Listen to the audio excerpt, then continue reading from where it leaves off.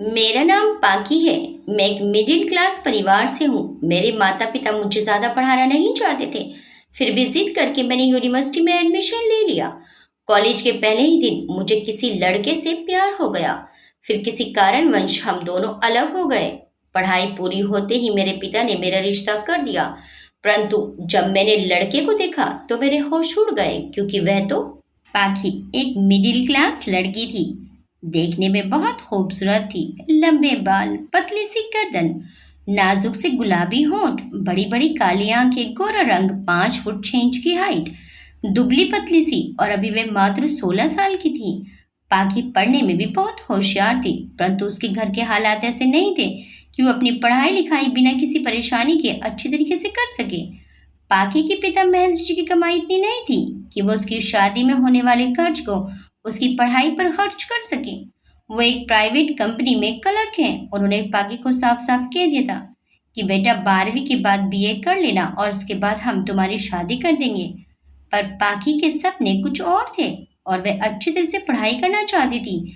नौकरी करके अपने पैरों पर खड़ी होना चाहती थी। वे अपने पिता के साथ घर के आर्थिक हालात में कुछ सहयोग करना चाहती थी, क्योंकि वे 3 बहन भाई हैं। पाकी की एक छोटी बहन और एक छोटा भाई भी है। वे चाहती थी कि वे पढ़ लिख कर अपने भाई और बहन को भी पढ़ने में सहयोग करें। इसलिए उसने पढ़ाई में दिन रात एक कर दिया और 10th फर्स्ट डिवीजन के साथ अच्छे नंबरों से पास किया। उसके बाद 12th भी फर्स्ट डिवीजन से पास किया और दिन रात मेहनत करके एक फेमस यूनिवर्सिटी में उसने एडमिशन ले ही लिया। पाखी आज पहली बार कॉलेज जाने के लिए तैयार हो रही थी। आज पाखी का यूनिवर्सिटी में पहला दिन था। पहला दिन होने के कारण उसके दिल में थोड़ी घबराहट थी। उसने वाइट लेगिंग और पिंक कलर की घुटनों तक की कुर्ती पहनी हुई थी। खुले बाल, आंखों में काजल और होठों पर हल्की पिंक कलर की लिपस्टिक, और उसका मासूम चेहरा किसी को भी एक पल में आकर्षित करने के लिए काफी था। पाखी जैसे ही तैयार होकर कमरे से बाहर निकली, मम्मी के बोलने से पहले ही दादी ने कहा, देख पाखी, तू जिद करके इतने बड़े कॉलेज जा रही है, पर कोई ऐसा वैसा काम मत करियो जिससे हमारे घर की इज्जत पर आंच आए। सीधी जाना और पढ़कर सीधी वापस घर आना। कहीं इधर उधर जाने की जरूरत नहीं है। पाखी अपनी दादी के पास आई और दादी के गले में अपनी बाहें डालकर बोली, दादी आप चिंता मत कीजिए, मैं कोई ऐसा काम नहीं करूंगी जिसके लिए आपको शर्मिंदा होना पड़े। अच्छा दादी, अच्छा माँ, अब मैं चलती हूँ, मुझे देर हो रही है। ये कहकर पाखी घर से बाहर निकल गई और कॉलेज जाने के लिए ऑटो कर लिया।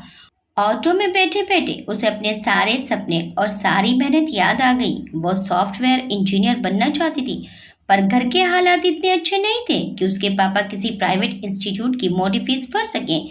इसलिए कैसे उसने खूब मेहनत की और उसे फेमस बीएस यूनिवर्सिटी में स्कॉलरशिप मिल ही गई। बीएस यूनिवर्सिटी काफ़ी फेमस यूनिवर्सिटी है, जहां अधिकतर स्टूडेंट्स अमीर परिवारों से आते थे। आज अपने सपने को पूरा होता देखकर उसके मन में खुशी और घबराहट दोनों हो रही थी। ऑटो से उतरकर वो यूनिवर्सिटी के गेट पर पहुंची। यूनिवर्सिटी को देखकर उसे बड़ा अच्छा लग रहा था। यूनिवर्सिटी पहुंचकर वो नोटिस बोर्ड पर अपनी क्लास ढूंढने लगी। वो नोटिस बोर्ड पर देखकर अपनी क्लास की तरफ चल पड़ी। अचानक पीछे से आवाज आई, हाय। उसने पीछे मुड़कर देखा। एक लड़की मुस्कुराते हुए उसे ही देख रही थी। उसने घुटनों तक की ब्लू ड्रेस पहन रखी थी, घुंघराले काले बाल, चेहरे पर लाइट मेकअप और हाथ में एक पर्स ले रखा था जो काफी महंगा लग रहा था। दिखने से ही पता चल रहा था कि लड़की काफी अच्छे और संपन्न घर से है। तुम्हारा नाम पाखी है ना? उस लड़की ने दोबारा कहा। हाँ। तुम बीटेक कंप्यूटर साइंस में फर्स्ट ईयर की स्टूडेंट हो? उसने फिर कहा। हाँ, पर आपको कैसे पता? आप मुझे कैसे जानती हो? पाखी ने हैरानी से उससे पूछा। वो क्या है ना, मैं तुम्हारे बारे में सब कुछ जानती हूँ। मैं काफी दिनों से तुम्हारा पीछा कर रही थी, लड़की ने सीरियस सा फेस बनाते हुए कहा। पाखी ने हैरानी से उसे देखा और बोली, पर मेरा पीछा? आप मेरा पीछा क्यों कर रही हैं?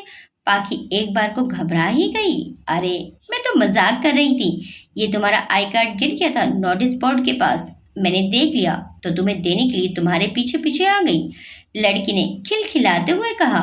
ओह, थैंक यू सो मच। हाय, मेरा नाम मिताली है और हम दोनों एक ही क्लास में हैं। मिताली ने हाथ बढ़ाते हुए कहा। हाय, मेरा नाम पाखी है। पाखी ने उससे हाथ मिलाते हुए कहा। चलो अच्छा हुआ, इसी बहाने हमारा मिलना हो गया, मिताली ने उसका आई कार्ड लौटाते हुए कहा। अच्छा लगा आपसे मिलकर। क्लास चले? हाँ बिल्कुल। दोनों क्लास की तरफ जाने लगी। अपनी क्लास के बाहर जैसे ही वे दोनों पहुंची तो अंदर का माहौल देखकर दोनों ही हैरान रह गई। क्लास में कुछ सीनियर्स थे जो टेबल पर बैठे बाकी जूनियर्स को ऑर्डर्स दे रहे थे, या फिर ये कहें कि रैगिंग कर रहे थे। वो दोनों क्लास के अंदर नहीं जाना चाह रही थी। तभी सीनियर्स की नजर पाखी और मिताली पर पड़ी तो वो कुछ ऐसा खुश हुए जैसे कोई शिकारी अपने नए शिकार को देखकर होता है। उनमें से एक लड़का उनके पास पहुंचा और बोला, अरे आप दोनों यहाँ क्यों खड़ी हैं? आइए अंदर आइए और इस क्लासरूम की शान बढ़ाइए। वो दोनों हल्के कदमों से क्लास के अंदर पहुंची। अब वो दोनों समझ चुकी थी कि अब वो फंस चुकी हैं। वो कुल 8 सीनियर थे जिनमें 5 लड़के और 3 लड़कियां थीं। वैसे ही यार एक बात माननी पड़ेगी, इस बार फर्स्ट ईयर तो महक रही है, एक से बढ़कर एक खूबसूरत गुलाब से। उनमें से एक लड़के ने पाखी को ऊपर से नीचे तक अजीब नजरों से देखते हुए कहा। उसकी नजर पाखी को चुप सी गई। कहना क्या चाहते हो धीरेन? हम क्या खूबसूरत गुलाब नहीं है? सीनियर्स में से एक लड़की ने कहा जो शायद उनकी तारीफ बर्दाश्त नहीं कर पाई। You are the queen of university sweetheart, but आज तो यूनिवर्सिटी में कुछ ज्यादा ही बाहर आई हुई है। इतना कहते हुए वे पाखी के गालों को छूने लगा और सब हंस दिए। तड़ाक! अगले ही पल क्लासरूम थप्पड़ की आवाज से गूंज उठा। क्लास में सन्नाटा छा गया। धीरेन अपना गाल पकड़े खड़ा था जो लाल पड़ चुका था, और पाखी उसको गुस्से से भरी लाल आंखों से देख रही थी। सब एक पल के लिए सदमे में आ गए। धीरेन को भी इसकी उम्मीद नहीं थी, पर अगले ही पल वो संभल गया। तेरी इतनी हिम्मत! कहते हुए वो पाखी की तरफ बढ़ा कि पाखी ने एक लात उसकी टांगों के बीच में मारी। इस बार धीरेन वहीं पसर गया। अब उसमें उठने की हिम्मत भी नहीं थी। मिताली मुंह फाड़े पाखी की तरफ देख रही थी, जबकि पाखी का चेहरा गुस्से से लाल हो चुका था। वह गुस्से में बोली, कभी भी किसी लड़की को कमजोर समझकर पंगे मत लेना। जरूरी नहीं है कि हर लड़की कमजोर हो जो तुम्हारी बदतमीजी सहन कर ले। सीनियर्स में से 2 लड़के धीरेन को संभालने के लिए उसकी तरफ भागे और बाकी के लड़के पाखी की तरफ बढ़े। एक लड़के ने पाखी की तरफ मारने के लिए हाथ बढ़ाया ही था कि पाखी के पीछे से एक मुक्का आकर उस लड़के की नाक पर लगा और वो वहीं ढेर हो गया। पाखी पीछे पलटी तो एक लड़का जिसका नाम नीलेश है खड़ा था। उसकी हाइट 6 फुट थी। बड़ा ही हैंडसम लड़का था। वाइट कलर की हाफ स्लीव टी शर्ट में उसका कसरती बदन और उसकी हाई पर्सनैलिटी जचकर सामने आ रही थी। यूनिवर्सिटी की सभी लड़कियां उसकी दीवानी थी और उसकी एक मुस्कुराहट पर मर मिटती थी। मैंने तुम्हें समझाया था ना कि रैगिंग अपनी लिमिट्स में रहकर करना। नीलेश ने गुस्से में उन लड़कों को घूरते हुए कहा। वो सॉरी यार, हम तो बस मजाक कर रहे थे। सामने खड़े लड़के ने घबराते हुए कहा, मजाक और बदतमीजी में बहुत फर्क होता है। अब निकलो यहाँ से तुम सब। वैसे भी बहुत बेइज्जती करवा चुके हो तुम सब अपनी। नीलेश के इतना कहते ही वो सब धीरेन को सहारा देते हुए वहां से चले गए। I am sorry girls, Nilesh ने पाखी और मिताली की तरफ देखकर कहा। फिर क्लास की तरफ देखते हुए कहने लगा, hello juniors, welcome to the BS university. My name is Nilesh and I am your senior and president of student union. आपको कोई भी प्रॉब्लम हो तो आप मुझसे कांटेक्ट कर सकते हैं। मैं आपकी हर तरह से मदद करने के लिए हमेशा तैयार रहूंगा। इतना कहकर वो पाखी की तरफ मुड़ा। You are really a brave girl. हर लड़की को इतना मजबूत बनना चाहिए। इतना कहकर नीलेश बाहर निकल गया और पाखी उसे जाते देखती रह गई। वो उसकी पर्सनैलिटी, उसके बिहेव से बहुत प्रभावित हो गई और ना चाहते हुए भी पाखी को नीलेश भा गया। उसे शायद पहले ही नजर में नीलेश से प्यार हो गया। नीलेश के जाते ही मिताली ने अपने खुले हुए मुंह से कहा, वाह क्या बात है लेडी तारा सिंह, ओए होए तूने तो मोचा ही मोचा दिला दिया। पाखी भी मिताली की इस बात पर हंसे बिना ना रह सकी। उस हादसे के बाद पाखी की क्लास के लड़के उससे थोड़ा दूरी ही बनाकर रखते थे। कुछ समय बाद धीरेन ने उस हादसे के लिए उसे सॉरी भी बोला। पाखी ने भी सब कुछ भूल कर बात को खत्म करके आगे बढ़ना ही ठीक समझा। पाखी और मिताली की अच्छी जमने लगी थी और वो दोनों बहुत अच्छी दोस्त बन गई थी। नीलेश कभी कभी पाखी को दिख जाता तो उसकी धड़कनें तेज हो जाती, पर उससे बात करने की हिम्मत वो कभी नहीं जुटा पाती थी। एक दिन क्लास लेने के बाद मिताली और पाखी कैंटीन में बैठे थी। एक बर्गर, 2 समोसे और एक कोल्ड ड्रिंक मिताली ने वेटर को ऑर्डर दिया और फिर पाखी की तरफ देखते हुए पूछा, तू क्या लेगी? ये इतना सब कुछ जो तूने मंगवाया है वो क्या तेरे अकेले के लिए है? पाखी ने उसकी तरफ हैरानी से देखते हुए कहा, बिल्कुल। मिताली ने बच्चों जैसा मुंह बनाकर कहा, मर मोटी तू ही खा, फुटबॉल बन जाएगी खा खा कर। गोलू फट जाएगी एक दिन तू, भुक्कड़ कहेगी। पाकी ने उसके पेट पर आ रही एक्स्ट्रा फैट पर एक चिकोटी काटकर ताना मारते हुए कहा, लेडी धारा सिंह, मैं मोटी हो रही हूँ तो इससे तुझे जलन क्यों हो रही है? मुझे तो बचपन से ही मोटी होने का बड़ा शौक था। अब मोटी हो रही हूँ तो तुझसे देखी नहीं जा रही मेरी खुशी। मुझे तेरी तरह जीरो फिगर का कोई शौक नहीं है, समझी? हवा का तेज झोंका आया तो तू उड़ जाएगी, समझो। एक बात कान खोल कर सुन ले, जब तू उड़ेगी तो मैं तुझे नहीं बचाने आऊंगी, समझी? मिताली ने उसे चिढ़ाते हुए कहा। मिताली थोड़ी गोल मटोल शरीर की थी, इसलिए पाखी उसे प्यार से गोलू कहती थी। देख, मैं पहले ही बता रही हूँ कि मैं अपने खाने में से तुझे कुछ भी नहीं देने वाली। मत दे, फुटबॉल बनने का शौक नहीं है मुझे। भैया, मेरे लिए मैंगो शेक ले आइए। पाखी ने वेटर को ऑर्डर दिया। थोड़ी ही देर में वेटर ऑर्डर ले आया और मिताली अपने बर्गर और समोसों पर टूट पड़ी। उसे इस तरह से खाता देखकर पाखी से रहा नहीं गया और बोली, कितना खाएगी तू? बस कर गोलू, ये लास्ट का समोसा मेरे लिए छोड़ दे। मैंने तुझे पहले ही मना किया था कि मैं तुझे कुछ नहीं देने वाली, अब मैं नहीं दूंगी। मिताली ने अपने समोसे को कब्जे में लेते हुए कहा। फट जाएगी खा खा कर, दे इधर। पाकी उसके हाथ से समोसा छीनने लगी और दोनों ही उस समोसे पर अपना कब्जा करने के लिए झपटने लगी। मिताली ने पाकी से समोसा छीना और आधा समोसा एक बार में ही अपने मुंह में ले गई। गर्ल्स, ये दुनिया का आखिरी समोसा नहीं था। दोनों ने आवाज की तरफ पलट कर देखा। ये नीलेश था, जो काफी देर से उनके पास खड़ा समोसे की लड़ाई देख रहा था। उसने पहले ही हाय बोला था, लेकिन पाखी और मिताली समोसे की लड़ाई में इतनी बिजी थी कि उन्होंने उस ओर ध्यान ही नहीं दिया। नीलेश के बोलते ही दोनों लड़कियां उसकी तरफ पलटी। मिताली का मुंह समोसे से भरा हुआ था और पाखी के एक हाथ में आधा समोसा और एक में चटनी थी। नीलेश को देखते ही दोनों एकदम स्टेचू बन गई। नीलेश ने पास पड़ी एक चेयर को सरकाया और उनके पास आकर बैठ गया। उसने वेटर को बुलाया और ऑर्डर दिया, मोनू 2 समोसे और एक चाय लिया। जी भैया, अभी लाया। दोनों ही 3 समोसे। मिताली ने उसे बीच में ही रोककर कहा। मोनू ने हाँ में सिर हिलाया और चला गया। पाखी ने मिताली को खा जाने वाली नजरों से देखा। क्या ऐसे क्या देख रही हो? तुमने मेरा आधा समोसा बर्बाद कर दिया। मिताली ने बच्चों की तरह मुंह बनाते हुए कहा। सही है, वैसे भी मिस मिताली भूख से काफी दुबली हुई जा रही थी। सही से खाने भी नहीं देते लोग बेचारी को। नीलेश ने मिताली का मजाक उड़ाते हुए कहा। तो मिताली ने उसे गुस्से से घूरा। मिताली ने कुछ कहना ही चाहा था कि पाखी ने उसे बीच में टोक दिया। सर, आप यहाँ? मेरा मतलब आप फर्स्ट ईयर से मिस पाखी है ना? नीलेश ने उसे बीच में टोकते हुए पूछा। जी सर। तो आपने ही इस साल के एंट्रेंस एग्जाम में टॉप किया है? जी सर। एक्चुअली मैं यहाँ तुम्हारे लिए एक प्रपोजल लेकर आया हूँ। नीलेश के मुंह से प्रपोजल की बात सुनकर पाखी और मिताली उसे हैरानी से देखने लगी, जैसे वो कोई शादी का प्रपोजल लेकर आया हो। प्रपोजल मतलब सर, मैं कुछ समझी नहीं। तब तक वेटर भी समोसा और चाय लेकर आ गया। नीलेश ने उन्हें भी समोसा लेने का इशारा किया और आगे कहने लगा, एक्चुअली मैं और मेरी टीम एक न्यू एप्लीकेशन सॉफ्टवेयर पर काम कर रहे हैं। हमें फर्स्ट ईयर से किसी को सिलेक्ट करना था। क्योंकि तुमने इस साल एंट्रेंस एग्जाम में टॉप किया है तो प्रोफेसर गुप्ता ने तुम्हारा नेम सजेस्ट किया। तो अगर तुम इस प्रोजेक्ट में मेरी टीम ज्वाइन करती हो तो तुम्हें इस प्रोजेक्ट के एक्स्ट्रा क्रेडिट्स भी मिलेंगे और ये फ्यूचर में भी तुम्हारे लिए हेल्प करेगा। ओके सर, मैं ज़रूर ज्वाइन करूँगी। Sir, I am very lucky कि आपने मुझे चूज़ किया। पाखी ने खुशी से चहकते हुए कहा। ओके, कल ठीक 9 बजे कंप्यूटर लैब में मिलना। और मैं तुम्हें पहले ही बता दूं कि ये प्रोजेक्ट मेरा ड्रीम प्रोजेक्ट है और हमारे पास समय भी कम है, तो मुझे कोई लापरवाही नहीं चाहिए। श्योर सर, मैं आपको शिकायत का कोई मौका नहीं दूंगी। ओके, तो हम कल मिलते हैं। इतना कहकर नीलेश अपनी सीट से खड़ा हो गया। वो जाने को हुआ ही था कि अचानक पाखी बोल पड़ी। सर, वो मैं आपको उस दिन के लिए थैंक यू बोलना चाहती थी। इसमें थैंक यू जैसी कोई बात नहीं मिस पाखी, मुझे तो आपको सॉरी बोलना चाहिए। मेरी दी हुई छूट का फायदा उठाकर ही धीरेन ने ऐसी हरकत करने की कोशिश की।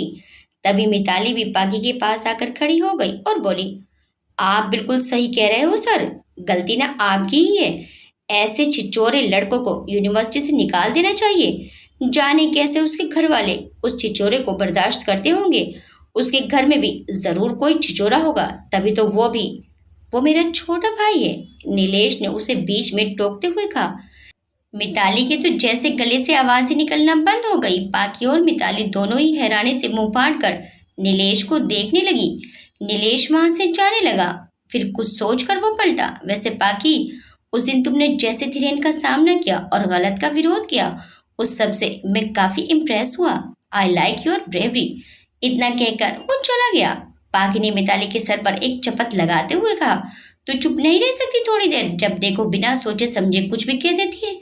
अरे मुझे थोड़ी ही ना पता था कि वो उसका भाई निकलेगा। कहाँ वो छिचोरा और कहाँ ये। मैं तो कहती हूँ तू ये प्रोजेक्ट को रहने ही दे। ये जरूर इन दोनों भाइयों की कोई चाल होगी तुझसे बदला लेने की। ये जरूर तुझसे बदला लेने के लिए ही ये प्रोजेक्ट बना रहे हैं। बस कर भुक्कड़, तू अपना दिमाग मत चला। तू कुछ भी मत सोच, रहने दे, रहम कर और ये समोसे ठूस। ये कहकर पाकी ने उसके मुंह में समोसा ठूस दिया। अगले दिन नीलेश ने पाकी को बाकी के टीममेट से मिलवाया। उनकी टीम में नीलेश के साथ 4 लोग और थे, 2 लड़के और 2 लड़कियां, जिनमें विकास, मोहित, नैना और विशाखा थी। विकास और नैना सेकंड ईयर से थे और विशाखा थर्ड ईयर से। नीलेश और मोहित फाइनल ईयर से थे। नीलेश ने पाकी का परिचय बाकी सबसे करवाया। सब काफी मिलनसार थे, पर पाकी को विशाखा थोड़ी अजीब लगी थी। वह बहुत ज्यादा घमंडी थी। उसने पाकी से ठीक से बात भी नहीं की। पाकी भी उसे हेलो बोलकर बाकी सबके साथ घुलने मिलने लगी। अगले ही दिन से पाकी और नीलेश अपनी टीम के साथ प्रोजेक्ट पर काम करने में लग गए। समय कम था और काम ज्यादा, इसलिए सब दिन रात एक करके अपने काम में लगे हुए थे। पाकी और नीलेश भी एक दूसरे के काफी क्लोज आ गए थे। नीलेश सचमुच धीरेन से बहुत अलग था। नीलेश हमेशा स्टूडेंट्स की मदद के लिए आगे रहता था। पाकी अब नीलेश को और भी पसंद करने लगी थी। नीलेश भी पाकी से बहुत प्रभावित रहता और हमेशा उसके काम और सोच की तारीफ करता। बहुत कम समय में ही दोनों काफी अच्छे दोस्त बन गए थे। अब तो दोनों लंच भी साथ ही करते। अक्सर जब उन्हें काम करते हुए देर हो जाती तो नीलेश अपनी बाइक पर पाकी को घर से थोड़ी दूरी पर छोड़ आता था, क्योंकि पाकी को डर था कि उसके घर वालों ने अगर उसे नीलेश के साथ देख लिया तो बहुत बड़ा हंगामा खड़ा हो जाएगा। उनके सभी टीममेट्स को यही लगता था कि दोनों एक दूसरे से प्यार करते हैं, पर विशाखा से उनकी नजदीकियां बर्दाश्त नहीं हो रही थी। वो नीलेश से प्यार करती थी और किसी भी तरह से उन दोनों को अलग करना चाहती थी। विशाखा अब पाकी से बहुत ज्यादा चिढ़ने लगी थी। नीलेश और पाकी मन ही मन एक दूसरे को बहुत चाहने लगे थे। नीलेश को तो जैसे पाकी के सिवाय कुछ दिखाई नहीं देता था, पर फिर भी वे पाकी से अपने प्यार का इजहार नहीं कर पा रहा था। विशाखा को अब नीलेश और पाकी की नजदीकियां बर्दाश्त नहीं हो पा रही थी। वो उन दोनों को अलग करने के लिए किसी भी हद तक जा सकती थी और इसीलिए उसने एक प्लान बनाया। प्रोजेक्ट अब लगभग पूरा हो चुका था। परसों से एग्जाम शुरू होने वाले थे। क्लास खत्म होते ही पाकी ने नीलेश को फोन किया, पर वो फोन नहीं उठा रहा था। पाकी ने उसके फोन पर मैसेज किया कि मैं लंच करने के लिए कैंटीन जा रही हूँ, आप भी मुझे वहीं मिलना। मैसेज करके वो और मिताली कैंटीन चले गए। कैंटीन में पाकी काफी देर तक नीलेश का वेट करती रही, पर ना तो नीलेश ने फोन उठाया और ना ही मैसेज का रिप्लाई किया, क्योंकि वे प्रोफेसर्स के साथ मीटिंग में था। जब से पाकी ने प्रोजेक्ट पर काम करना शुरू किया था, तब से पाकी और नीलेश ज्यादातर साथ ही लंच करते थे। क्यों उसके चक्कर में ये समोसे ठंडे कर रही है? उसे भूख होगी तो आ जाएगा, तो खाने पर उसका ऐसे वेट कर रही है जैसे तू उसकी बीवी हो। मिताली ने अपना बर्गर खाते हुए कहा। पाकी ने उसे गुस्से से देखा और उसका बर्गर छीन लिया। अरे क्या कर रही है? दे मेरा बर्गर। ठीक है ठीक है, भगवान करे तो उसकी बीवी बन जाए और जिंदगी भर उसका खाने पर वेट करे। बस अब खुश? अब तो मेरा बर्गर दे दे। कुछ भी बकती रहती है पूरे दिन, कुछ तो सोचो कर बोलने से पहले। पाकी ने उसका बर्गर देते हुए कहा। अब अगर तुझसे बात करने से पहले भी मुझे सोचना पड़े तो तू मेरी काहे की दोस्त हुई? और सही तो कह रही हूँ, कब से भूखी बैठी है, उसे आना होगा तो आ जाएगा। कोई बच्चा नहीं है वो। खाने के मामले में बच्चों से भी कम नहीं है नीलेश। एक बार काम करने बैठ गए तो बस खाना पीना भूल जाते हैं। मैं एक बार लैब में देख कर आती हूँ। ये कहकर पाकी वहां से चली गई। लैब में जाकर देखा तो वहां सिर्फ मोहित था। हेलो मोहित सर, आपको पता है नीलेश सर कहाँ है? मैंने तुमसे कितनी बार कहा है कि मुझे सर मत कहा करो, बुड्ढों वाली फीलिंग आती है मुझे। और आपको पता है ना नीलेश सर क्या कहेंगे फिर, कि तुम अपने सीनियर्स की रेस्पेक्ट नहीं करती। वो खड़ूस और उसकी खड़ूस बातें, तुम्हें जरूरी है उसकी सारी बातें मानना? बिल्कुल, फिर तो तुम्हारा देवर बनकर ही इस सर से पीछा छूटेगा। इस बार ये बात मोहित ने थोड़ी धीरे से कही। पाकी ने सुन लिया था और उसके गोरे चेहरे पर शर्म से लाली छा गई, पर फिर भी अनजान बनकर बोली, क्या कहा आपने सर? मैंने क्या कहा? कुछ भी नहीं। और वो नीलेश तो आज लेब आया ही नहीं। ओह ओके सर, अगर वो आ जाएं तो उन्हें कहना कि मैं लंच के लिए उनका वेट कर रही हूँ। ओके, मैं उसे कह दूंगा। पाखी मुड़कर जाने लगी कि तभी मोहित ने उसे टोका। पाखी, अगर तुम यहाँ आ ही गई हो तो मेरी प्रोग्रामिंग में थोड़ी हेल्प कर दो। काफी देर से कर रहा हूँ पर एरर आ रहा है। Okay sir. पाखी और मोहित कंप्यूटर पर काम कर रहे थे कि अचानक लाइट चली गई और पूरी लैब में अंधेरा छा गया। अंधेरे में कुछ भी दिखाई नहीं दे रहा था। मोहित बोला, लाइट चली गई पर फिर भी जनरेटर ऑन क्यों नहीं हुआ अभी तक? चलो चलकर बाहर देखते हैं। पाखी अपनी जगह से खड़ी हो गई। मोहित ने अपने मोबाइल की टॉर्च को ऑन कर लिया। जैसे ही पाखी खड़ी होकर चलने लगी तभी उसका पैर किसी वायर में उलझ गया और वो गिरने ही वाली थी कि मोहित भी तब तक खड़ा हो गया था। उसने जल्दी से पाखी को गिरने से बचा लिया। पाखी और मोहित एक दूसरे के बिल्कुल करीब थे। तभी नीलेश लैब में आ गया। उसकी नजरें मोहित और पाखी पर टिक गईं। उसने अपने हाथ की मुट्ठियां भींच ली। पाखी को मोहित के इतने करीब अकेले लैब में देखकर उसकी आंखों में गुस्सा उतर आया। वहीं नीलेश के अचानक से अंदर आने पर पाखी और मोहित भी हड़बड़ाकर दूर हो गए। मोहित समझ गया कि नीलेश ने हालातों को गलत समझ लिया है। वो नीलेश के पास गया और बोला, अरे यार नीलेश, अच्छा हुआ जो तू आ गया। वो लैब की लाइट उसकी बात पूरी करने से पहले ही नीलेश ने उसे एक थप्पड़ जड़ दिया। मोहित पास वाली टेबल पर जा गिरा। नीलेश उसे इग्नोर करके पाखी की तरफ बढ़ा। पाखी को तो कुछ भी समझ ही नहीं आया कि अचानक एक ही पल में कितना कुछ हो गया। वो उलझन और डर से नीलेश की तरफ देख रही थी। नीलेश उसकी तरफ बढ़ा और गुस्से में उसका हाथ पकड़कर अपनी तरफ खींच लिया। क्यों धोखा दिया तुमने मुझे प्यार के सपने दिखाकर तुम मेरे ही दोस्त के साथ रंगरलियां मना रही थी। नीलेश के मुंह से ऐसी बातें सुनकर गुस्से और दर्द से पाखी की आंखों से आंसू की धारा बह चली। ये आप क्या बोल रहे हो? मैं तो। पाखी की बात पूरी होने से पहले ही नीलेश ने गुस्से में उसकी तरफ हाथ उठाया ही था कि मोहित ने बीच में आकर उसका हाथ पकड़ लिया। पागल हो गया है तू? कैसी बकवास कर रहा है? हमारी बात तो सुन ले। अब भी कुछ सुनने को बाकी रह गया? तू तो मेरा सबसे अच्छा दोस्त था ना। तू अच्छे से जानता था कि मैं पाखी से प्यार करता हूँ, फिर भी तूने मुझे धोखा दिया। इतना कहकर नीलेश गुस्से में मोहित की तरफ झपट पड़ा और दोनों के बीच लड़ाई शुरू हो गई। पाखी ने उनके बीच जाकर उन्हें छुड़वाने की कोशिश की पर नीलेश ने उसे धक्का दे दिया और उसका सर सीधे टेबल के कोने से जा लगा। उसके सर से खून बहने लगा और वो बेहोश हो गई। जब पाखी की आंख खुली तब वो यूनिवर्सिटी के मेडिकल रूम में थी। उसके पास मिताली बैठी थी। पाखी ने नीलेश को ढूंढने के लिए नजर घुमाई तो उसे नीलेश कहीं नहीं दिखाई दिया, पर गेट के पास मोहित दीवार से टेक लगाए खड़ा था। तुम्हें ये चोट कैसे लगी बेटा? मेडिकल रूम की इंचार्ज ने उससे पूछा। वो मैम मेरा पैर अंधेरे में किसी चीज़ में उलझ गया था और मैं टेबल से टकरा गई। पाखी ने मोहित की तरफ देखते हुए कहा। ओके, चोट थोड़ी गहरी है तो तुम्हें अपना ख्याल रखना होगा और समय से ड्रेसिंग भी करवाती रहना। जी मैम। मिताली ने सहारा देकर उसे उठाया। मोहित भी आगे बढ़कर उसकी हेल्प करवाने आया पर पाखी ने उसे हाथ दिखाकर दूर से ही रोक दिया। पाखी, नीलेश को गलतफहमी हो गई है। वो तुमसे बहुत प्यार करता है। मैं उसे। पाखी ने उसे बीच में रोकते हुए कहा। आपको अगर उनसे कुछ कहना ही है तो सिर्फ इतना कहिए कि मैं उनसे प्यार नहीं करती। हाँ, रेस्पेक्ट ज़रूर करती थी, जिसके लायक वो है ही नहीं। अब अगर उन्हें थोड़ी भी शर्म बाकी है तो मेरे सामने कभी नहीं आए। इतना कहकर पाखी मिताली के साथ वहाँ से चली गई। वहीं गेट के पीछे खड़ा नीलेश ये सब सुन रहा था। उसके साथ विशाखा भी खड़ी थी, जिसके चेहरे पर एक शातिर मुस्कान थी। वहीं नीलेश की आंखें गुस्से से लाल थी। नीलेश ने गुस्से में मुट्ठियां भींच ली और दीवार पर मुक्का दे मारा। उसके बाद पाखी और नीलेश हमेशा एक दूसरे के सामने आने से बचते थे। एग्ज़ाम टाइम था तो पाखी सिर्फ एग्ज़ाम देने के लिए ही यूनिवर्सिटी जाती। दोनों के फ्रेंड्स ने उनका पैचअप करवाने की बहुत कोशिश की, पर नीलेश एक अमीर घर का लड़का था। वह अपने गुस्से में और पाखी अपनी जिद के कारण नहीं झुकी।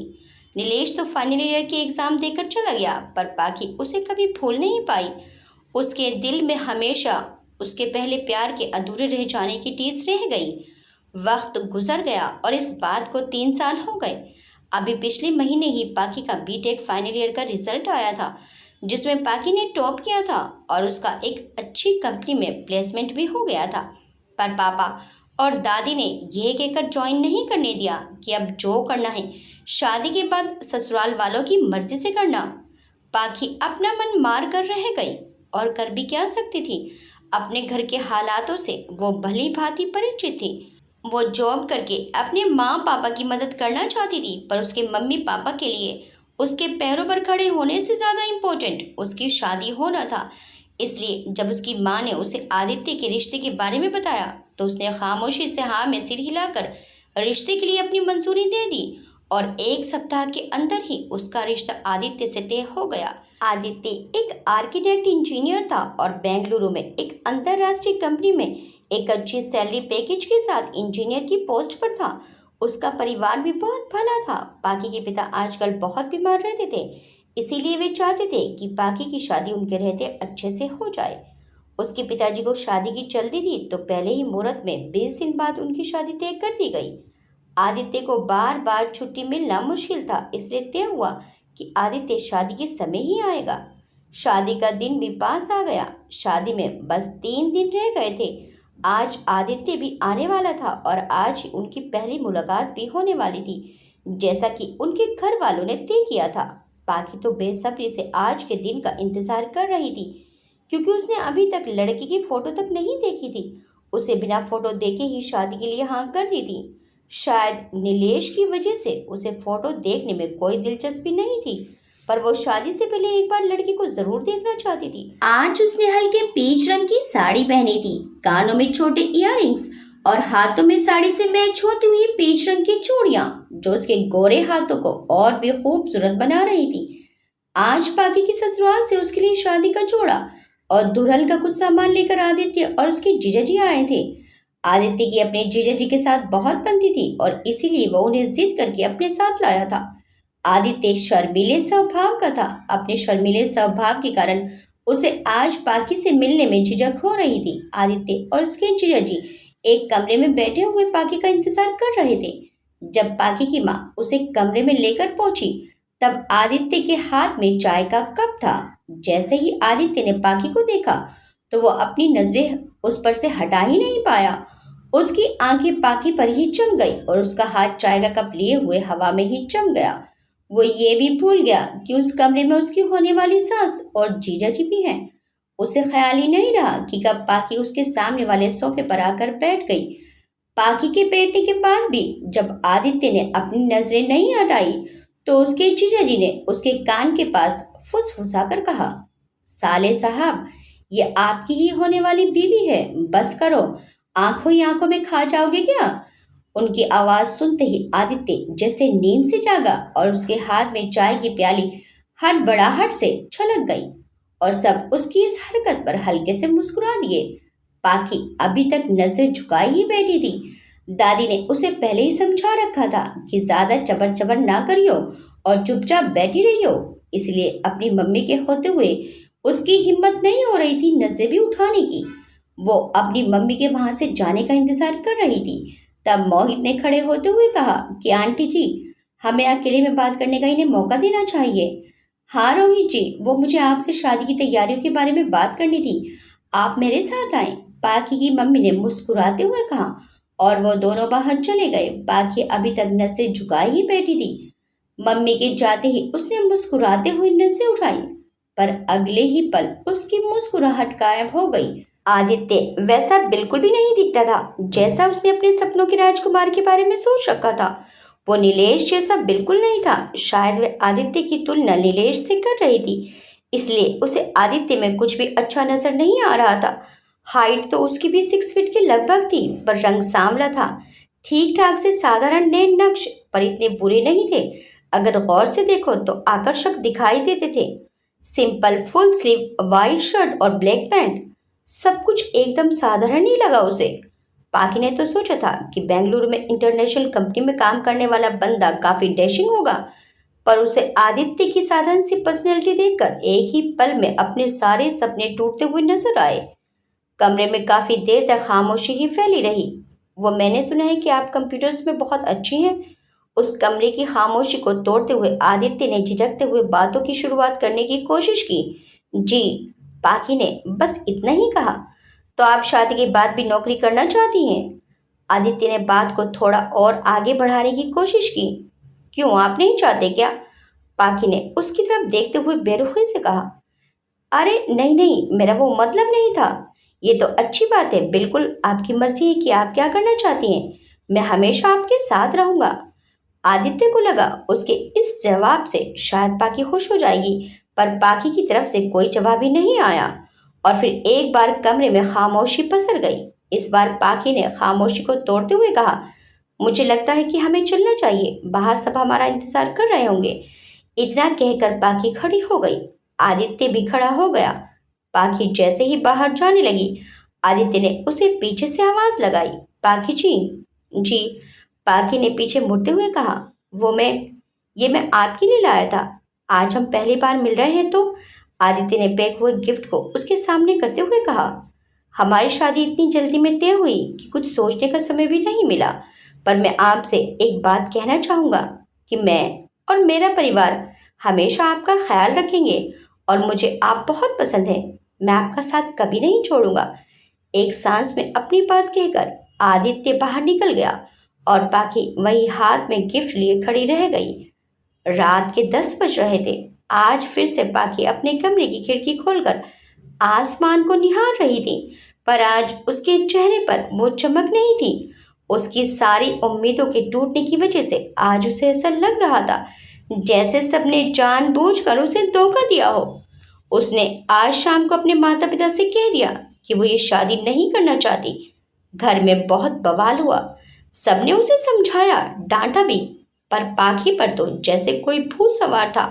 वो किसी की भी सुनना नहीं चाहती थी। जब पाखी कुछ भी सुनने को तैयार नहीं हुई तो पिताजी ने उसे घर की इज्जत का हवाला दिया। पिताजी ने तो उसे यहाँ तक कह दिया कि अगर उसने अब शादी से इनकार किया तो वे अपनी जान दे देंगे। दादी ने उसे डांटा भी और प्यार से भी बहुत समझाया कि अच्छे लोग हैं। पाखी की माँ ने उसे खानदान की इज्जत को पैरों तले ना रोंदने का हवाला देकर समझाते हुए कहा, बेटी, इस घर की इज्जत अब तेरे हाथ में है। ऐसा कुछ भी मत करना कि हम किसी को मुंह दिखाने लायक ना रहें। लड़का भी अच्छा है, घर बार भी अच्छा है, खानदानी लोग हैं। पर उसे कुछ समझ ही नहीं आ रहा था वे क्या करे। उसे बहुत गुस्सा आ रहा था। वे आदित्य से शादी नहीं करना चाहती थी। पाखी अपने कमरे में आ गई और उसने कमरे की खिड़की से एक नज़र आसमान में चमकते चांद पर डाली और अंदर आकर आईने के आगे खड़ी हो गई। गोरा रंग, बड़ी बड़ी आंखें और उसके होठों के ठीक नीचे एक तिल जो उसकी खूबसूरती में चार चांद लगा रहे थे। एक पल के लिए वो खुद की खूबसूरती से गर्वित हो उठी। क्या कमी थी उसमें जो उसे जीवन से ये समझौता करना पड़ रहा है? पढ़ी लिखी है, सुंदर है, पर फिर भी मम्मी पापा को वो बोझ ही क्यों नजर आती है? कॉलेज में कितने ही हैंडसम लड़के उसके एक हाँ के लिए आगे पीछे घूमते रहते। नीलेश तो उससे शादी भी करना चाहता था, पर उसने किसी को भाव नहीं दिया, सिर्फ अपने मम्मी पापा के कारण। और फिर उसे याद आया आदित्य का चेहरा। उसके दिल से एक आह निकली, आह, मम्मी पापा ने ये क्यों किया? कहाँ मैं और कहाँ वो आदित्य? कुछ भी तो खास नहीं है उसमें जो वो मुझे अपनी ओर आकर्षित कर पाए। मैं कैसे ऐसे इंसान के साथ जिंदगी बिता पाऊंगी जिसे मेरी नजर ने पहले ही नजर में नकार दिया? मेरी सब सहेलियां मुझ पर हंसेंगी। उसकी आंखें रो रो कर लाल हो चुकी थी। तभी उसका फोन बजा। उसने फोन उठाया तो नीलेश का फोन था। इतने साल बाद इस समय नीलेश का फोन देखकर वो चौंक गई। उसने खुद को संभालते हुए फोन उठाया। पाखी, मेरे साथ ऐसा मत करो यार, मैं मर जाऊंगा तुम्हारे बिना। हमारे बीच एक गलतफहमी हो गई तो इसका मतलब ये नहीं कि तुम मुझे छोड़कर चली जाओगी। क्या कमी है मुझ में या मेरे प्यार में जो तुम मुझे रिजेक्ट कर रही हो? उस तरफ से नीलेश की रोते हुए आवाज आई। नीलेश, ये तुम कैसी बातें कर रहे हो? मैं तुमसे प्यार नहीं करती। मेरी शादी होने वाली है। तुम अपनी लाइफ में आगे बढ़ो। पाखी ने उसे समझाते हुए कहा। पाखी, तुमने मेरे प्यार को कभी समझा ही नहीं। मैं तुम्हें किसी और की होते हुए नहीं देख सकता। तुम एक बात अच्छे से समझ लो, जिस दिन तुम्हारी शादी होगी वो दिन मेरी जिंदगी का आखिरी दिन होगा। ये कहकर नीलेश ने फोन काट दिया। पाखी परेशानी में वहीं खड़ी होकर अपना फोन देखती रही। आज 3 साल बाद आकाश की आवाज सुनकर उसके जख्म फिर से हरे हो गए। वो पहले ही इस शादी से खुश नहीं थी और अब ऊपर से उसका पुराना प्यार उसे बुला रहा था। 3 दिन बाद उसकी शादी थी। उसने एक बार भी अपने पापा की इज्जत के बारे में नहीं सोचा किसी के समझाने का उस पर कोई असर नहीं हुआ। इस समय वे बस अपनी आने वाली जिंदगी के बारे में ही सोच रही थी। उसने बहुत सोचा और एक ऐसा फैसला ले लिया जिसने सबकी जिंदगियों में उथल पुथल मचा दी, और शादी से एक रात पहले अपना सारा सामान पैक करके चुपचाप निकल गई। उसने अपने पापा के लिए एक चिट्ठी लिख छोड़ी जिसमें उसने अपने पिता से घर छोड़कर जाने के लिए माफी मांग रखी थी। नीलेश ने पाकी को दिल्ली बुलाया था। उसने दिल्ली जाने वाली ट्रेन पकड़ी और हमेशा के लिए अपने बाकी रिश्ते पीछे छोड़ गई। सुबह उठकर जब पाकी के घर वालों को पता चला कि वे घर छोड़कर भाग गई है तो हंगामा मच गया। सब उसे ढूंढने के लिए इधर उधर भागे। उसका फोन भी बंद आ रहा था। पाकी को ढूंढते ढूंढते शाम होने को आई थी पर उसका किसी को कुछ भी पता नहीं चला। जब उसके मिलने की उम्मीद खत्म होने लगी तो आदित्य के घर वालों को भरे दिल से उन्होंने सारी बात बताई। वो लोग बारात की तैयारियां कर रहे थे। जैसे ही उनके पास पाकी के भाग जाने की खबर पहुंची तो वो लोग भी शॉक्ड रह गए। जल्दबाजी में सब तैयारियां रोककर आदित्य अपने माँ बाप, बहन और जीजा जी को लेकर पाकी के घर पहुंचा। वहां पहुंचकर देखा तो सारा घर गमगीन था। दादी और माँ का रो रो कर बुरा हाल था। छोटा भाई और बहन भी एक तरफ बैठे रो रहे थे। पाखी के पिता भरी आंखों से बोझल कदमों से आदित्य के सामने पहुंचे और हाथ जोड़कर माफी मांगने लगे। उनके सीने में भयंकर तूफान मचा हुआ था। आज उनकी बेटी उनके सिर की पगड़ी को उछाल कर चली गई। सबके सामने उन्हें बेइज्जत कर दिया। इस शर्मिंदगी को वे झेल नहीं पाए और वहीं पर बेहोश होकर गिर गए। उनको बेहोश होता देखकर सबके हाथ पांव फूल गए। सब भागकर आगे आए और उन्हें हॉस्पिटल ले गए। आदित्य और उसका परिवार वापस अपने घर आ गए। सभी रिश्तेदारों में बात फैल चुकी थी। लोग तरह तरह की बातें बना रहे थे। आदित्य तो पूरी तरह टूट चुका था। वो अगले ही दिन बेंगलुरु वापस आ गया। इस बात को 2 महीने हो चुके थे पर वो उसके बाद अपने घर नहीं गया। उसे लोगों की नजरों में अपने लिए प्रयास दिखाई देता था। समय बहुत तेजी से गुजरा। पाकी को घर से भागे 2 महीने हो चुके थे। रात के 12:30 बज रहे थे। आदित्य अभी तक ऑफिस में कंप्यूटर के आगे बैठा अपना काम कर रहा था। सर, आप कितनी देर और रुकेंगे यहाँ? ये ऑफिस का चौकीदार था जो पहले भी 3 बार आकर यही सवाल पूछकर जा चुका था। बस थोड़ी देर और लगेगी, आदित्य ने बिना कंप्यूटर से चेहरा हटाए जवाब दिया। आप कहीं तो आपके लिए कुछ चाय कॉफी बना लूं? नहीं, मुझे जरूरत नहीं है, आप जाइए। चौकीदार वहां से चला गया। आधे घंटे बाद आदित्य के हाथ कंप्यूटर पर रुक गए। उसने अपना चश्मा उतारा और आंखें बंद करके चेयर पर पसर गया। ये लगभग उसका रोज का ही काम हो गया था। वो देर रात तक ऑफिस में ही काम करता रहता। घर उसे काटने को तोड़ता था। 2 महीने पहले हुए उस हादसे के कारण उसने अपना ट्रांसफर दिल्ली करा लिया था। उसने खुद को बस अपने काम में ही डुबो दिया था। थोड़ी देर बाद वो उठा और अपना सामान समेटकर ऑफिस से निकल लिया। तब तक रात के 1 बज चुके थे। सुनसान सड़क पर आदित्य की गाड़ी चलती जा रही थी कि अचानक एक लड़की सड़क की दूसरी साइड से भागते हुए आई। आदित्य ने हड़बड़ाहट में एकदम से ब्रेक दबाए पर तब तक वो लड़की उसकी कार से टकरा चुकी थी। वो भागकर अपनी गाड़ी से उतरा तो देखा कि वाइट कलर का सूट पहने एक लड़की उसकी गाड़ी के सामने पड़ी थी। वो लड़की की तरफ बढ़ा और उसका चेहरा पलटा। आदित्य ने जैसे ही लड़की का चेहरा देखा वो हैरानी में एक झटके से उससे दूर हो गया। वो लड़की कोई और नहीं बल्कि पाकी थी। आदित्य ने कभी कल्पना भी नहीं की थी पाकी से कभी दोबारा इस तरह से मुलाकात होगी। पाकी के सिर से खून बह रहा था। उसे देखकर एक बात तो साफ थी कि ये चोटें उसे गाड़ी से टकराने की वजह से नहीं लगी थी। तभी उसे पास की झाड़ियों से कुछ आवाजें सुनाई दी। कहाँ गई वो लड़की? जल्दी ढूंढो उसे। आदित्य को ये समझते देर नहीं लगी कि वे लोग पाकी को ही ढूंढ रहे थे। उसने जल्दी से पाकी को गोद में उठाया और गाड़ी की पिछली सीट पर लेटा दिया और गाड़ी स्टार्ट करके फुल स्पीड में निकल गया। उसके वहां से निकलने के साथ ही कुछ लोग झाड़ियों से बाहर निकल गई हाथ से। उनमें से एक आदमी ने सर झटकते हुए कहा। आदित्य तेजी से गाड़ी चला रहा था। उसे डर था कि कहीं वे लोग उसका पीछा नहीं कर रहे हों। पाकी बेहोशी में ही कुछ बड़बड़ा रही थी। घर पहुंचकर उसने लॉक खोला और फिर गाड़ी से पाकी को उठाकर अंदर लाकर बेड पर लेटा दिया। जैसे ही वापस जाने के लिए मुड़ा पाकी ने उसका हाथ पकड़ लिया। पाकी अभी भी बेहोशी में कुछ कह रही थी। पाकी बेहोशी की हालत में थी और कुछ बड़बड़ा रही थी। आदित्य ने जब ध्यान से सुना तो वह कह रही थी, नीलेश तुमने मुझे धोखा क्यों दिया, क्यों मेरी जिंदगी बर्बाद की। पाखी लगातार बड़बड़ाई जा रही थी। पाखी की बातें सुनकर ऐसा लग रहा था जैसे उस पर कुछ नशा छाया हो। आदित्य ने फर्स्ट एड बॉक्स निकाला और उसके माथे पर लगे खून को साफ करके पट्टी कर दी। रात के 2:30 बज रहे थे, सर्दियों के दिन थे। उसने पाखी को कंबल ओढ़ा दिया और खुद बाहर आकर हॉल में सोफे पर लेट गया। पाखी की बातें सुनकर वो परेशान हो गया था। पाखी को देखने से ऐसा लग रहा था कि जैसे उसके साथ कुछ गलत हुआ हो। आदित्य अपनी आंखें बंद करके लेट गया। आंखें बंद करते ही उसकी आंखों के सामने 2 महीने पहले के दृश्य गुजरने लगे। कितना खुश था वो पाखी के साथ अपनी शादी को लेकर। उसे तो पहली नजर में ही पाखी से प्यार हो गया था। पर पाखी शादी से 2 दिन पहले रात को घर छोड़कर भाग गई। उस दिन के बाद से वो पाखी से नफरत करने की कोशिश करता था, पर आज पाखी को इस हालत में देखते ही उसकी नफरत छूमंतर हो गई। सुबह के 6 बजे थे।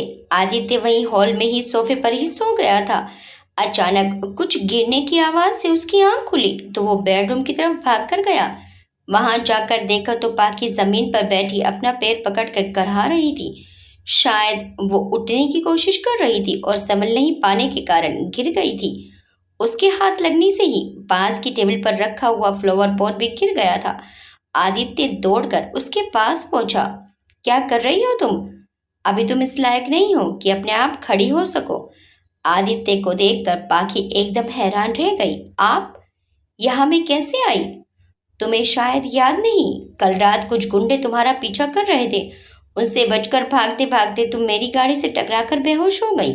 मैं तुम्हें वहां से लेकर निकल गया। मैंने तुम्हें जगाने की भी बहुत कोशिश की, पर तुम नशे में थी, इसलिए मैं तुम्हें अपने साथ ही मेरे घर ले आया।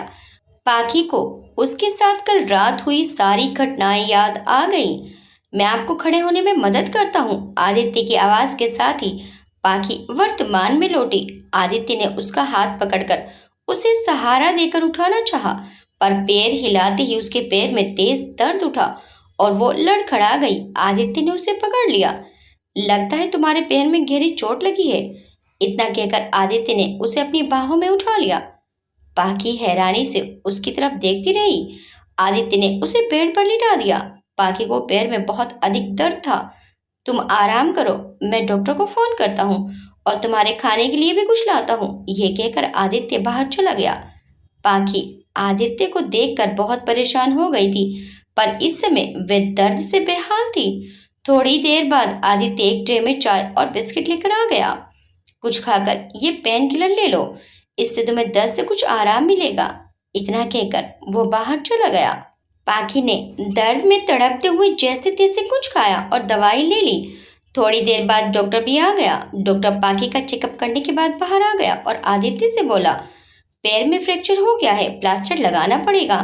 आपको इन्हें हॉस्पिटल लेकर चलना पड़ेगा। ठीक होने में कम से कम 1 महीना लग जाएगा।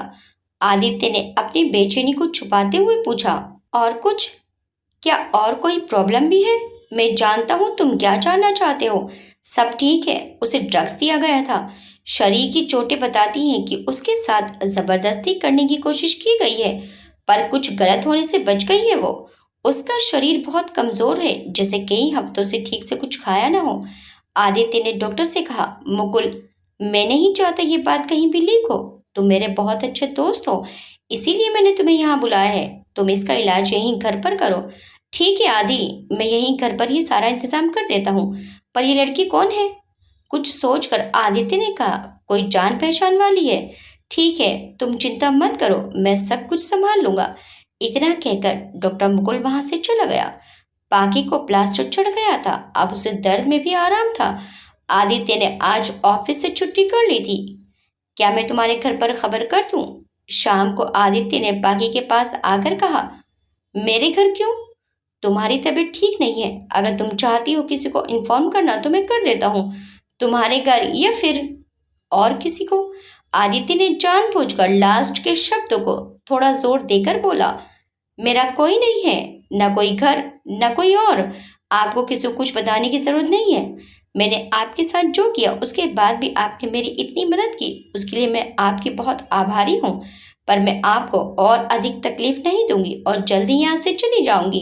पाखी ने सिर झुकाए बिना भावों के कहा, मेरे कहने का वो मतलब नहीं था। मैं तो बस ये जानना चाहता था कि वो शख्स कहाँ है जिसके लिए मैं घर से भागी थी। पाखी ने आदित्य की बात को बीच में काटते हुए कहा, नहीं, तुम गलत समझ रही हो। मेरे कहने का वो मतलब नहीं था। मैं जानती हूँ कि मैंने आपके साथ जो किया उसकी कोई माफी नहीं है, पर मैं आपके किसी सवाल का कोई जवाब नहीं दे पाऊंगी। मैं जल्द से जल्द कोई दूसरा इंतजाम कर लूंगी। पाखी ने सिर झुकाए धीरे से आदित्य से कहा। पाखी की आंखें ये कहते नम हो चुकी थी, मैं नहीं जानता कि तुम्हारे साथ क्या हुआ, ना ही मैं तुमसे कभी पूछूंगा। रही बात तुम्हारे यहाँ रहने की, तो एक वादा किया था मैंने तुमसे कभी कि मैं हमेशा तुम्हारा साथ निभाऊंगा। मैं बस वो वादा निभा रहा हूँ। पाखी ने अपनी उदास आंखों से आदित्य की तरफ देखा। दोनों के बीच खामोशी पसर गई। 1 महीना होने को आया था, पर ना कभी आदित्य ने पाखी से कोई सवाल किया और ना ही पाखी ने उसे कुछ बताया। पाखी का ख्याल रखने के लिए उसने कुछ समय के लिए एक नर्स रख ली थी। एक काम वाली बाई आती थी जो घर की साफ सफाई कर जाती थी। खाना आदित्य खुद ही बनाता था। वो सुबह खाना बनाकर ऑफिस चला जाता और रात को लौटते ही फिर से खाना बनाता। एक घर में रहते हुए भी वो हमेशा एक दूसरे से नजरें चुराते रहते थे। अब पाखी थोड़ा बहुत चल फिर सकती थी। उसके लिए आदित्य के सामने आना बहुत मुश्किल काम था, पर फिर भी वो कई बार हिम्मत करके उससे बात करने की कोशिश करती, पर आदित्य उसे इग्नोर कर देता। रविवार का दिन था। आदित्य अपने कमरे में लैपटॉप पर बैठकर कुछ काम कर रहा था। अचानक उसे रसोई में बर्तन गिरने की आवाज आई। शिट, ये बिल्ली आज फिर से किचन में घुस गई। आदित्य उठा और किचन में जाकर देखा तो पाखी किचन में थी। उसके हाथ से गिलास गिर गया था। तुम तुम यहाँ क्या कर रही हो? और तुम यहाँ तक आई कैसे? अगर कुछ चाहिए था तो मुझे बता देती। नहीं, मैं वो बस चाय बनाने आई थी। आपको तकलीफ नहीं देना चाहती थी बस। दर्द देने वाले तकलीफ से बचाने की बातें करते हैं। आदित्य ने पाखी को ताना मारा और उसके हाथ से चाय का पतीला ले लिया। जाओ और आराम करो, चाय मैं बना कर ले आऊंगा। पाखी की आंखों में नमी आ गई। मैं तो बस आपकी मदद करना चाहती थी, पाखी ने नजर झुकाकर कहा। तुम बस अपना ख्याल रखो, मुझे ना तो किसी की मदद की जरूरत है ना ही साथ की। आदित्य ने चाय चढ़ा दी। पाखी अभी भी वहीं स्लेब का सहारा लेकर खड़ी थी। मैंने तुमसे जाने के लिए कहा है ना, आदित्य ने थोड़ी सख्त आवाज में कहा। पाखी की आंखें आंसुओं से भर गई। फिर उसने खुद को संभाला। अक्सर यही होता था, जब भी वो आदित्य से कुछ बात करने की कोशिश करती तो वो उसे यूं ही ताने देकर झिड़क देता। वो सहारा लेकर वापस जाने लगी, पर अचानक से उसका हाथ स्लेब से फिसल गया और उसका बैलेंस बिगड़ गया। वो गिरने ही वाली थी कि तभी आदित्य ने आगे बढ़कर उसे अपनी बाहों में थाम लिया। कुछ पल के लिए आदित्य की नजरें पाखी में ही खो गई। उफ, ये मासूम चेहरा! आह, क्यों तुम्हें देखकर आज भी मैं खुद को भूल जाता हूँ। क्यों आज भी मेरा यह दिल तुम्हारी इन काली आंखों में डूब जाता है। क्यों मेरा खुद पे कंट्रोल नहीं रहता। आदित्य ने मन ही मन सोचा। आह नहीं, मैं कमजोर नहीं पड़ सकता, हरगिज नहीं। ये सोचकर उसने खुद को पाखी की आंखों की गहराई से बाहर निकाला और बोला, कहा था ना तुमसे कि आराम करो। अब फिर से पेट तुड़वा लेती। इतना कहकर उसने पाखी को सहारा देकर खड़ा किया और हॉल में ही सोफे पर बिठा दिया और खुद चाय बनाने किचन में चला गया। पाखी वहीं सोफे पर बैठी किचन में काम कर रहे आदित्य को देख रही थी। आदित्य ने व्हाइट कलर की टी शर्ट और ब्लू कलर की ट्रैक पैंट पहन रखी थी। उसके बाल बहुत सॉफ्ट थे, बार बार बिखर जाते थे, तो वो उन्हें संभालने की कोशिश करता रहता था। उसने चश्मा लगा रखा था। आज पाखी ने उसे गौर से देखा था। वो इतना भी बुरा नहीं दिखता था जैसा उसने आदित्य को पहली बार देखने पर बवाल किया था। पता नहीं क्यों आज पाखी को वो कुछ अलग ही लग रहा था। आह, कितनी गलत थी मेरी सोच। मैंने सिर्फ चेहरे को देखा, बाहरी खूबसूरती देखी, पर चेहरा भी इतना बुरा नहीं था। पर दिल, आदित्य के साफ और इतने सुंदर दिल को ना पहचान सकी। कितना दुख दिया मैंने आदित्य को। इतने अच्छे इंसान की इज्जत मिट्टी में मिला दी। शायद इसी गुनाह की सजा मिली है मुझे। पाखी आदित्य की तरफ देखती हुई सोच रही थी। ये लो तुम्हारी चाय। आदित्य ने एक ट्रे में चाय और बिस्किट पाखी के सामने रखते हुए कहा। पाखी खुद के विचारों में ही इतनी खोई हुई थी कि उसका ध्यान ही नहीं गया कि कब आदित्य किचन से उसके सामने आ खड़ा हुआ था। ट्रे टेबल पर रखकर आदित्य अपनी चाय उठाकर वापस जाने लगा। क्या आप मुझे कभी माफ कर पाओगे? पाखी ने सिर झुकाए हुए ही बिना आदित्य की तरफ देखे कहा। आदित्य के कदम वहीं रुक गए। नहीं, शायद कभी नहीं। आदित्य ने पाखी की तरफ मुड़कर जवाब दिया। उसकी आवाज में कठोरता थी। पाखी ने नजर उठाकर आदित्य की तरफ देखा। आदित्य की आंखों में उसके लिए शिकायतें और गुस्सा साफ दिख रहे थे। फिर मेरे लिए इतना सब कुछ क्यों किया? आखिर क्यों?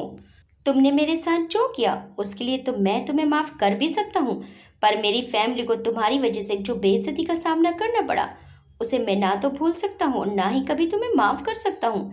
समझ सकती हूँ, और मैं आपसे उम्मीद भी नहीं करती माफी की। मैंने अपने स्वार्थ के लिए जो किया उसकी वजह से ना सिर्फ मैंने अपनों को बल्कि आपकी फैमिली को भी चोट पहुंचाई है। अब मेरी सजा यही है। पाकी ने भरे गले से कहा। उसकी आंखों से आंसू की धारा बहने लगी।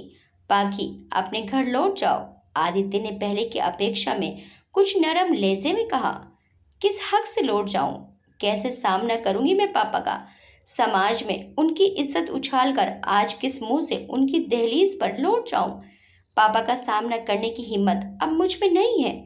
कुछ पल के लिए हॉल में शांति छा गई। तुम्हारे पापा कोमा में हैं? आदित्य ने जैसे ही ये कहा, पाकी सुन हो गई। पापा कोमा में कैसे? उस दिन से जिस दिन तुम घर, उन्हें उस दिन गहरा सदमा लगा और वो। आदित्य की बात पूरी होने से पहले ही पाकी बेहोश होकर सोफे पर गिर गई। आदित्य उसकी तरफ भागा। पाकी, पाकी, आंखें खोलो। ओह गॉड! आदित्य ने पाकी को गोद में उठाया और उसके कमरे में ले जाकर बेड पर लेटा दिया। कुछ ही देर में डॉक्टर मुकुल उसके पास खड़ा उसकी धड़कनें चेक कर रहा था। ज्यादा स्ट्रेस की वजह से बेहोश हो गई है। मैंने फिलहाल नींद का इंजेक्शन दे दिया है। आदित्य, मुझे लगता है जैसे कुछ है जो इसे अंदर ही अंदर परेशान कर रहा है। तुम्हें इसका थोड़ा ख्याल रखना पड़ेगा। हो सके तो कुछ टाइम स्पेंड करो इसके साथ। कुछ बातें करने की कोशिश करो। तुमसे बात करके शायद वो अपना दिल कुछ हल्का कर पाए। तुम कहो तो मैं नर्स को दोबारा भेज देता हूँ बाकी का ख्याल रखने के लिए। डॉक्टर मुकुल ने कहा। नहीं, रहने दो, मैं खुद ख्याल रख लूंगा। आदित्य ने कुछ पल सोचकर कहा। Okay, take care of her. इतना कहकर मुकुल चला गया। मुकुल पागी के पास बेड पर बैठ गया। उसने पागी के सिर पर हाथ फिराया और एकटक उसे देखने लगा। जब भी वो पागी के करीब आता वो अपनी सारी शिकायतें भूलकर बस उसके चेहरे में ही खो जाता था। इसलिए वो पागी के पास आने और बात करने से कतराता था। वो नहीं चाहता था एक बार फिर से उसका दिल टूट जाए। पाकी का चेहरा पीला पड़ चुका था। उसे याद आने लगा जब वो पहली बार पाकी से मिला था। उसका गुलाबी चेहरा, खिली हुई मुस्कान और पीच साड़ी में वो एक खूबसूरत अप्सरा की तरह लग रही थी। आदित्य पाकी के पास से हटकर अपने कमरे में आ गया। पाकी को होश आ चुका था। वो जब से होश में आई थी तब से बस रोई ही जा रही थी। आदित्य से उसकी ये हालत देखी नहीं जा रही थी। उसे लगने लगा कि शायद उसे पाकी को अभी नहीं बताना चाहिए था। उसकी हालत पहले ही खराब थी और अब वो पूरी तरह बिखर चुकी थी। आदित्य ने उसे बहुत समझाने की कोशिश की पर वो कुछ भी सुनने को तैयार नहीं थी। पाकी, कुछ खा लो। खाने की थाली टेबल पर रखते हुए आदित्य ने कहा। प्लीज आदित्य, मुझे कुछ नहीं चाहिए। दूर चले जाइए मुझसे। मत कीजिए मेरी मदद। मैं सजा के लायक हूँ। अपनी खुशी के लिए सबकी जिंदगियां बर्बाद कर दी मैंने। मैं बहुत स्वार्थी हूँ। मेरा मर जाना ही अच्छा है। पाकी लगातार रोई ही जा रही थी। आदित्य ने पाकी के करीब जाकर अपने दोनों हाथों से उसके कंधे को पकड़कर झंझोड़ते हुए कहा। ठीक है, रो लो, खूब गला फाड़ फाड़ कर रो लो, पर क्या उससे कुछ भी बदल सकेगा या फिर सबकी जिंदगी फिर से समझ जाएगी? नहीं पाकी, तुम्हारे रोने से या खुद को सजा देने से अब कुछ नहीं बदलने वाला। पाकी ने आंसुओं से भरी आदित्य की आंखों में देखा, जहां उसे दर्द ही दर्द नजर आया, जिसके सामने उसका दर्द कुछ भी नहीं था। जैसे अचानक सब कुछ शांत हो गया था। आदित्य का चेहरा बिल्कुल उसके चेहरे के पास था। एक पल के लिए जैसे सब ठहर गया। अगले ही पल आदित्य को एहसास हुआ और वो एकदम से पाकी से दूर हट गया। देखो, मैं जानता हूँ कि तुम परेशान हो, पर तुम्हारे खुद को तकलीफ देने से कुछ नहीं बदलने वाला। तुम अतीत को नहीं बदल सकती, पर आने वाले कल को जरूर बदल सकती हो। अब ते तुम्हें करना है कि तुम्हें अपने बीते हुए कल को लेकर रोना है या आने वाले कल को संवारना है। और हो सकता है तुम्हें खुश देखकर तुम्हारे अपने भी तुम्हें माफ कर दें। आदित्य ने इस बार नरम लहजे में कहा और जाने के लिए पलट गया। क्या आप मुझे माफ कर पाएंगे? पाखी ने जैसे ही आदित्य से पूछा, उसके कदम रुक गए। एक पल रुककर उसने एक गहरी सांस छोड़ी और बिना पलटे ही कहा, अभी के लिए तो शायद नहीं, पर मेरे माफ कर देने से क्या फर्क पड़ता है? मैं तुम्हारा कोई अपना तो नहीं। यह कहकर आदित्य वहां से चला गया। पाखी उसे जाते हुए देखती रह गई। तकलीफ तो मैंने तुम्हें भी पहुंचाई है। तुमने सही कहा, रोने से कुछ नहीं बदलने वाला, पर अपनी बेवकूफ़ी में मैंने जिनका दिल तोड़ा है, अब उन पर मरहम भी मुझे ही लगाना पड़ेगा। पाखी ने मन ही मन में कहा और कुछ फैसला करके अपनी आंखों में आए आंसुओं को पोंछ दिया। अगली सुबह पाखी आदित्य से बात करना चाहती थी। वो आदित्य के कमरे में चली गई। उसने बाहर से ही दरवाज़ा खटखटाया। आदित्य, पर कोई जवाब ना मिलने पर पाखी ने हल्का सा दरवाज़ा खोलकर अंदर झांका। अंदर कोई नहीं था। वो अंदर चली गई। आदित्य का पूरा कमरा बिखरा हुआ था। सामने वाली दीवार पर आदित्य की फोटोज लगी हुई थी। उनमें कुछ उसके कॉलेज की थी, कुछ उसकी फैमिली के साथ थी। पाकि पास जाकर उसकी एक एक फोटोज को ध्यान से देखने लगी। कितनी इनोसेंट है आदित्य की स्माइल। इस धोखेबाजी के जमाने में आज भी उसके चेहरे पर सिर्फ मासूमियत ही दिखाई देती है। पाखी ने आदित्य की एक तस्वीर पर हाथ फिराते हुए मन ही मन में सोचा। फिर वो दूसरी तस्वीर की तरफ बढ़ी तो हैरान रह गई। ये पाखी की फोटो थी, उसी पीच साड़ी में जो उसने आदित्य से पहली मुलाकात के समय पहनी थी। आदित्य ने ये फोटो कब ली? पाखी ने मन ही मन में सोचा। तभी बाथरूम का दरवाजा खोला और समर तौलिए को लपेटे हुए बाहर निकला। आदित्य हाथों से अपने बालों को झटकता हुआ आगे बढ़ा कि तभी उसकी नजर अपने रूम में खड़ी पाखी पर गई। तो तुम यहाँ क्या कर रही हो? पाखी ने एकदम चौंक कर आदित्य की तरफ देखा तो उसकी आंखें फैल गई। सामने आदित्य सिर्फ तौलिए में खड़ा था। वो आंखें फाड़े एकटक आदित्य को देख रही थी। आदित्य के गठीले बदन पर पानी की बूंदें चमकीले मोती की तरह लग रही थी। उसका जिस्म बहुत मजबूत था। आदित्य ने लपक कर बेड पर पड़ी अपनी शर्ट उठाकर खुद को ढक लिया। बेशरम लड़की, तुम्हें कोई शर्म वरम है कि नहीं? ऐसे ही किसी लड़की के रूम में घुस गई और ये आंखें फाड़ फाड़ कर क्या तड़ रही हो?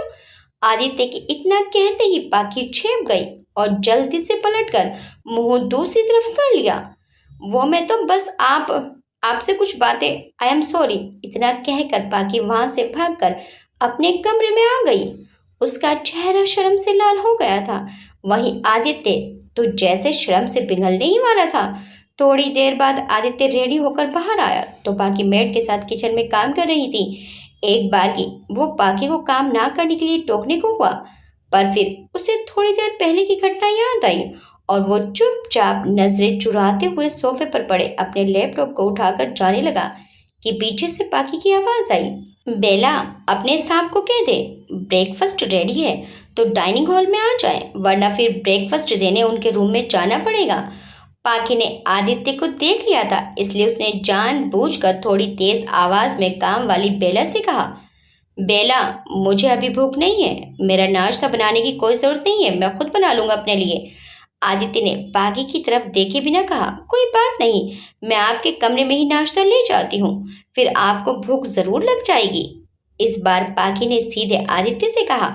पाखी के चेहरे पर हल्की शरारत भरी मुस्कुराहट थी। आदित्य ने झूठ मूठ का मुंह बनाकर उसकी तरफ देखा और फिर चुपचाप लैपटॉप साइड में रखकर डाइनिंग टेबल पर बैठ गया। पाखी के चेहरे पर मुस्कान छा गई। 2 मिनट बाद बेला ने प्लेट में आलू के पराठे, अचार और दही लाकर आदित्य के सामने रख दिए। पराठे देखते ही आदित्य के मुंह में पानी आ गया। वाह वाह बेला, क्या पराठे बनाए हैं, मजा आ गया। मुझे नहीं पता था तू इतना अच्छा खाना बनाती है। आज से खाना तू ही बनाया कर। वाह, आदित्य चटखारे ले लेकर खाते हुए बोला। अरे नहीं साहब, ये तो। बेला के शब्द पूरे होने से पहले ही पाखी ने उसे चुप रहने का इशारा कर दिया। बेला चुप हो गई। आदित्य मजे लेकर पराठे खा रहा था। आज आदित्य को खुश देखकर पाकी को बहुत अच्छा लग रहा था। आदित्य के जाते ही पाकी भी बेला को काम समझाने लगी। शाम तक पाकी थक चुकी थी। आज पूरे दिन से वो काम में लगी हुई थी, जिस वजह से उसके पैर पर हल्की सूजन भी आ गई थी। पाकी हॉल में सोफे पर ही ढेर हो गई और उसकी आंख लग गई। 8 बजे आदित्य ऑफिस से आया तो मेन गेट खुला था। उसने कार पार्क की और अंदर जाकर देखा तो पाकी सोफे पर ही सो गई थी। सोते हुए वो बहुत प्यारी लग रही थी। उसने आदित्य की टी शर्ट और पजामा पहन रखा था। पाकी के बालों की एक लट पंखे की हवा में उड़कर उसके चेहरे पर आ रही थी। उफ, ये मासूमियत! जाने क्यों मैं चाह कर भी तुमसे दूर नहीं रह पाता। मैं जितना तुमसे दूर भागता हूँ, तुम उतना ही मेरे दिल दिमाग में उतर जाती हो। आदित्य ने मन ही मन में कहा और आगे बढ़कर अपनी उंगलियों से उसके चेहरे पर आए जुल्फों को पीछे कर दिया। आदित्य के इस स्पर्श को महसूस करते ही पाकी हल्की सी कसमसाई। पाकी के हिलते ही आदित्य एक झटके से उससे दूर हो गया और इसी चक्कर में उसका हाथ लगा टेबल पर रखा फ्लावर पॉट गिर गया। पाकी अचानक आवाज से एकदम नींद से जाग गई। तुम्हें इस तरह गेट खोलकर लापरवाही से सो रही थी? रात हो रही है, अगर कोई चोर वगैरह घर में घुस जाता तो? आदित्य ने पाकी का अपनी तरफ से ध्यान हटाने के लिए झूठ मूठ की नाराजगी दिखाते हुए बोला। पाकी आंख खुलते ही आदित्य को देखकर हड़बड़ाहट में सोफे से उठ खड़ी हुई। वो मुझे पता ही नहीं चला कि मेरी आंख कब लग गई। I am sorry. आदित्य की टी शर्ट और पजामा के ओवर साइज होने की वजह से आदित्य को वो बहुत क्यूट लग रही थी, पर अपने एक्सप्रेशन को छिपाते हुए वो अपने चेहरे पर झूठा गुस्सा लाते हुए बोला, ये कार्टून बनकर क्यों घूम रही हो? तुम्हारे पास अपने खुद के कपड़े हैं ना? वो काम करते हुए थोड़ा अनकंफर्टेबल फील कर रही थी तो ये पहन लिए, मैं अभी चेंज कर लेती हूँ, पागी ने झिझकते हुए कहा। दरअसल जो कपड़े आदित्य उसके लिए लेकर आया था उसमें ज़्यादातर चूड़ीदार और सूट वगैरह थे। वो इन कपड़ों में कभी कंफर्टेबल फील नहीं करती थी, इसलिए उसने आदित्य के कपड़े पहन लिए और सोचा था कि उसके आने से पहले चेंज कर लूंगी, पर उसकी आंख लग गई और वो भूल गई। वो कपड़े बदलने के लिए अंदर जाने लगी, तभी उसे आदित्य ने टोक दिया। अब रहने दो, कोई ज़रूरत नहीं चेंज करने की, तुम ऐसे कार्टून ही अच्छी लग रही हो।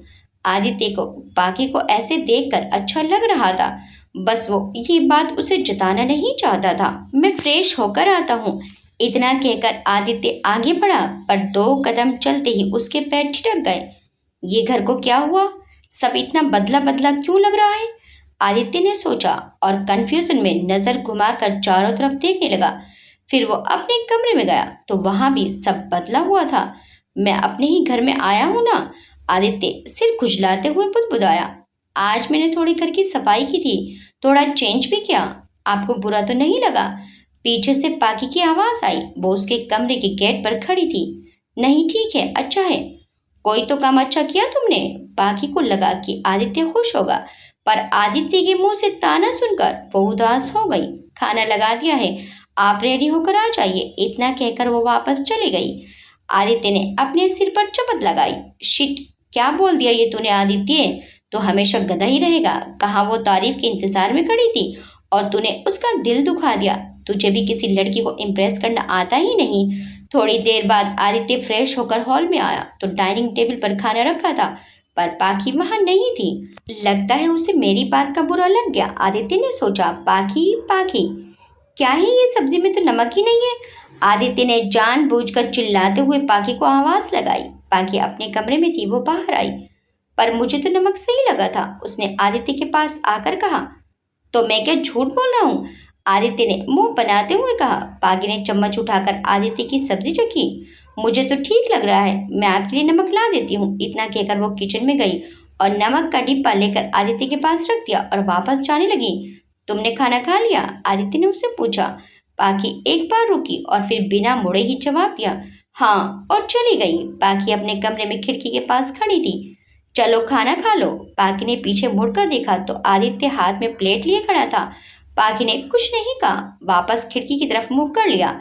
आदित्य ने प्लेट बेड पर रखी और पाकी के पास जाकर खड़ा हो गया। आई एम सॉरी, मुझे ऐसा नहीं बोलना चाहिए था, पर इस बात का गुस्सा खाने पर क्यों निकालना? पाकी ने खिड़की से बाहर देखते हुए कहा। मैं जानती हूँ कि मैंने गलत किया है और मैं आपसे ये नहीं कहना चाहती कि आप सब भूल जाओ, लेकिन पाकी मुड़ी और आदित्य की आंखों में देखते हुए बोली, लेकिन मुझे एक मौका दीजिए, मैं बस प्रायश्चित करना चाहती हूँ। आदित्य हल्के से मुस्कुराया। तुम्हें यह सब सोचने की जरूरत नहीं है, मैं कभी तुमसे गुस्सा हो ही नहीं सकता। भावनाओं में आदित्य ने ये कह तो दिया, पर जैसे ही उसने पाकी को खुद की तरफ देखता हुआ पाया, उसने बात बदल दी। मेरा मतलब है कि मुझे कोई गुस्सा नहीं है, तुम बेकार की चिंता मत करो। वैसे एक शर्त है जिसके बदले तुम्हें माफी मिल सकती है। पाखी ने कंफ्यूजन में उसकी तरफ देखा तो आदित्य ने मुस्कुराते हुए कहा, अगर तुम मुझे रोज इतना अच्छा खाना बनाकर खिलाओ तो मैं इस बारे में जरूर सोचूंगा। पाखी भी मुस्कुरा उठी। आदित्य, मुझसे दोस्ती करोगे? पाखी ने आदित्य की तरफ हाथ बढ़ाते हुए कहा। रोज मुझे अच्छा खाना खिलाओगी ना? आदित्य ने मुंह बनाकर कहा तो पाखी ने पलकें झुकाकर हाँ कर दी और आदित्य ने उससे हाथ मिला लिया। पाखी और आदित्य के बीच एक अलग ही रिश्ता कायम हो रहा था। वो दोनों ही एक दूसरे को कुछ कहे बिना एक दूसरे की जरूरतों को पूरा करने में लगे रहते। पाखी उसकी पसंद का खाना बनाती तो आदित्य नखरे करके रोज कोई नया ड्रामा करता। पाखी सब समझ जाती, पर उसे अच्छा लगता। भैया, वो भाभी जी कह रही थी कि आज रसोई के लिए कुछ सामान लाना है, बेला ने आदित्य के कमरे में आकर कहा। आदित्य ऑफिस के लिए रेडी हो रहा था। बेला को तो यही लगता था कि उन दोनों की शादी हो चुकी है। आदित्य और पाकी ने भी उससे कुछ नहीं कहा। पड़ोस में भी सभी को यही लगता था कि पाकी आदित्य की पत्नी है। वो लोग भी सच्चाई जाहिर नहीं करते थे, वरना लोग तरह तरह की बातें बनाते। इसलिए उन्होंने सबकी गलतफहमी को बने ही रहने दिया। तो ये बात तुम्हारी भाभी जी नहीं कह सकती थी क्या मुझसे? आदित्य ने चिढ़कर कहा। वो मंदिर गई है, आप नहा रहे थे तो उन्होंने कहा कि मैं आपको बता दूं, बेला ने कहा और वहां से चली गई। मुझसे बात करने का हमेशा कोई ना कोई बहाना ढूंढ लेती है, आदित्य ने बड़बड़ाते हुए कहा। बाकी बहुत ही कम बोलती थी। ज्यादातर वो अपनी बातें बेला से ही किसी न किसी बहाने कहलवा देती थी। टेबल पर कार्ड रखा है, जो भी सामान लेना हो ले लेना और बेला को साथ ले जाना, मैंने उसे बोल दिया है। आदित्य ने पाखी के कमरे में टेबल पर अपना क्रेडिट कार्ड रखते हुए कहा। वो पाखी को कहीं अकेले नहीं जाने देता था। या तो वो खुद उसके साथ जाता या फिर बेला को उसके साथ भेजता था। और हाँ, अपने लिए भी कुछ कपड़े ले लेना, जब देखो मेरी टी शर्ट पहनकर कार्टून बनी घूमती हो, आदित्य ने कहा और वहां से चला गया। पाखी मुस्कुरा दी। देखी ना भैया जी, भाभी जी ने मुझे ये कपड़े जबरदस्ती दिलाए, हमने तो उन्हें बहुत मना किया था। अगले दिन बेला चहकती हुई आदित्य को अपने नए कपड़े दिखा रही थी जो पाखी ने उसे दिलाए थे। सही किया उन्होंने, वैसे भी रक्षाबंधन आ रहा है ना, और मुझे तो कुछ लेना आता नहीं, तो सही किया तुम्हारी भाभी ने तुम्हारे नए कपड़े दिला दिए। आदित्य ने न्यूज़पेपर पढ़ते हुए मुस्कुराते हुए कहा। बेला चहकती हुई घर का काम करने लगी। बेला सिर्फ 20 साल की थी। उसका बाप एक एक्सीडेंट में मर गया और माँ अपाहिज हो गई। तब से बेला घरों में काम करके ही अपना और अपनी माँ का पेट भर रही थी। आदित्य उसे बहुत मान देता था। न्यूज़पेपर पढ़कर आदित्य नहाने के लिए अपने कमरे में गया तो वहां बेड पर एक लाल रंग का डिब्बा रखा था। आदित्य ने आगे बढ़कर देखा तो उसमें एक रिस्ट वॉच थी। आदित्य मुस्कुरा दिया। अभी पिछले हफ्ते ही उसकी घड़ी खराब हो गई थी। बिना घड़ी के वो हमेशा परेशान रहता था, पर वो इतना बिजी था कि नई लेने का समय नहीं निकाल पा रहा था। आदित्य रेडी होकर बाहर आया तो उसने वो घड़ी पहन रखी थी। बेला, टिफिन दे दे मेरा, मुझे लेट हो रहा है, आदित्य ने अपनी घड़ी में समय देखते हुए कहा और फिर एक बार पाखी की तरफ देखा। पाखी मुस्कुरा दी। आदित्य भी खुश हो गया। जाने किस बंधन में बंध रहे थे वो दोनों कि एक दूसरे के पास होकर भी दूर थे, या यूं कहें कि दूर रहकर भी पास थे। दोनों के बीच एक सुकून देने वाला रिश्ता कायम हो रहा था। रात के 9:30 बज चुके थे।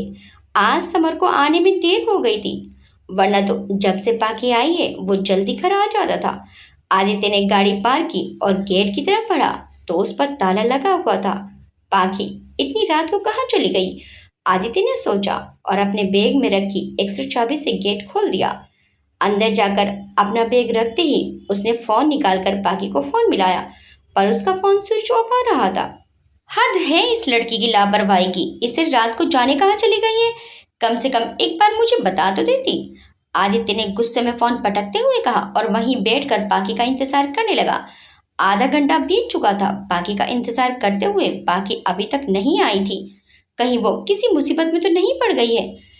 आदित्य के दिमाग में ये ख्याल आया और उसका दिल जोरों से धड़क उठा। वो खड़ा हो गया। नहीं, मैं यहाँ पर हाथ धरे नहीं बैठा रह सकता। मुझे उसे ढूंढने जाना होगा। आदित्य ने ये सोचा और कार की चाबी उठाकर बाहर जाने लगा। तभी गेट खुला और बाकी अंदर आई। उसके दोनों हाथों में शॉपिंग बैग्स थे। अरे आप आ गए, वो बाकी ने अंदर आते ही आदित्य को देखकर कहा। लेकिन आदित्य ने उसकी बात को बीच में ही काट दिया। कहाँ गई थी तुम? तुम्हें कोई समय का ध्यान भी है या नहीं? तुम औरतों को शॉपिंग के अलावा कुछ दिखता भी है या नहीं? अगर शॉपिंग ही जाना था तो मुझे बता देती। इस तरह इतनी रात को जाने की क्या जरूरत थी? जानती भी हो कितनी फिक्र हो रही थी मुझे तुम्हारी। तुम सिर्फ खुद के बारे में सोच सकती हो। आदित्य बागी को देखते उस पर चिल्लाते हुए बोला। उसकी आंखें गुस्से से लाल हो रही थी। मैं शॉपिंग करने नहीं गई थी। आज मेरा जॉब के लिए इंटरव्यू था। मुझे जॉब मिल गई, इस खुशी में आपके लिए कुछ गिफ्ट्स लाई थी, पर आते समय कोई बस नहीं मिली, इसलिए आने में देर हो गई। बाकी ने सामान को सोफे पर पटकते हुए कहा और गुस्से में अंदर चली गई। थोड़ी देर बाद आदित्य उसके कमरे में आया। बाकी खिड़की पर खड़ी होकर सामने चांद को निहार रही थी। आदित्य उसके पास आकर खड़ा हो गया। तुमने बताया नहीं कि तुम जॉब करना चाहती हो। अगर तुम कहती तो मैं अपनी ही कंपनी में। पाखी ने उसे बीच में ही टोका। आदित्य, आपने मेरी बहुत मदद की है, आपके बहुत एहसान है मुझ पर, लेकिन मैं चाहती थी कि मैं ये जॉब खुद के दम पर हासिल करूं। तुम मेरे किए को एहसान क्यों समझती हो? तुम्हारी मदद करके मैंने तुम पर कोई एहसान नहीं किया। आदित्य ने कहा। उसे हमेशा चिढ़ होती थी कि पाखी उसकी मदद को हमेशा एहसान समझती है। अगर आपकी मदद को एहसान ना समझूं तो फिर क्या समझूं? पाखी ने आदित्य की आंखों में देखते हुए कहा। प्यार। आदित्य के दिल से ये जवाब निकला, लेकिन उसके होठों तक नहीं आ पाया। बोलिए ना आदित्य, पाखी ने कहा तो आदित्य अपने ख्यालों से बाहर आया। वो रात बहुत हो चुकी है, आप सो जाइए। इतना कहकर आदित्य वहां से चला गया। पाखी जानती थी कि आदित्य उससे कितना प्यार करता है और अब उसका भी आदित्य के प्रति झुकाव हो रहा था। पर पाखी ने अतीत में जो किया उसका गिल्ट उसे आगे नहीं बढ़ने देता था और आदित्य उसके सामने कुछ कहता नहीं था, पर वो आदित्य के मुंह से एक बार सुनना चाहती थी। शायद दोनों ही एक दूसरे से शुरुआत चाहते थे। अगली सुबह रविवार था, पर फिर भी आदित्य ने सुबह सुबह ही नहा धोकर वो कपड़े पहन लिए जो कल पाखी उसके लिए लेकर आई थी। आदित्य रेडी होकर बाहर आया तो पाखी रसोई में काम कर रही थी। उन दोनों की नजरें मिली तो पाखी मुस्कुरा दी। आदित्य भी मुस्कुराया और सोफे पर जाकर बैठ गया। पाखी किचन में उछल उछल कर ऊपर रखा एक डिब्बा उतारने की कोशिश कर रही थी। तभी अचानक पीछे से आदित्य आया और उसने पाखी को कमर से पकड़ा और ऊपर उठा दिया। पाखी ने एक बार आदित्य की तरफ देखा और फिर मुस्कुराकर ऊपर रखा डिब्बा उतारने लगी। तभी अचानक पीछे से किसी के खांसने की आवाज आई। आदित्य ने पीछे देखा और उसका हाथ पाखी की कमर से हट गया। पाखी डिब्बे समेत नीचे गिर पड़ी। आई माँ, ये क्या किया आपने आदित्य? मुझे गिरा दिया। इतना कहते हुए पाखी ने आदित्य की तरफ देखा तो आदित्य आंखें फाड़े पीछे की तरफ देखे जा रहा था।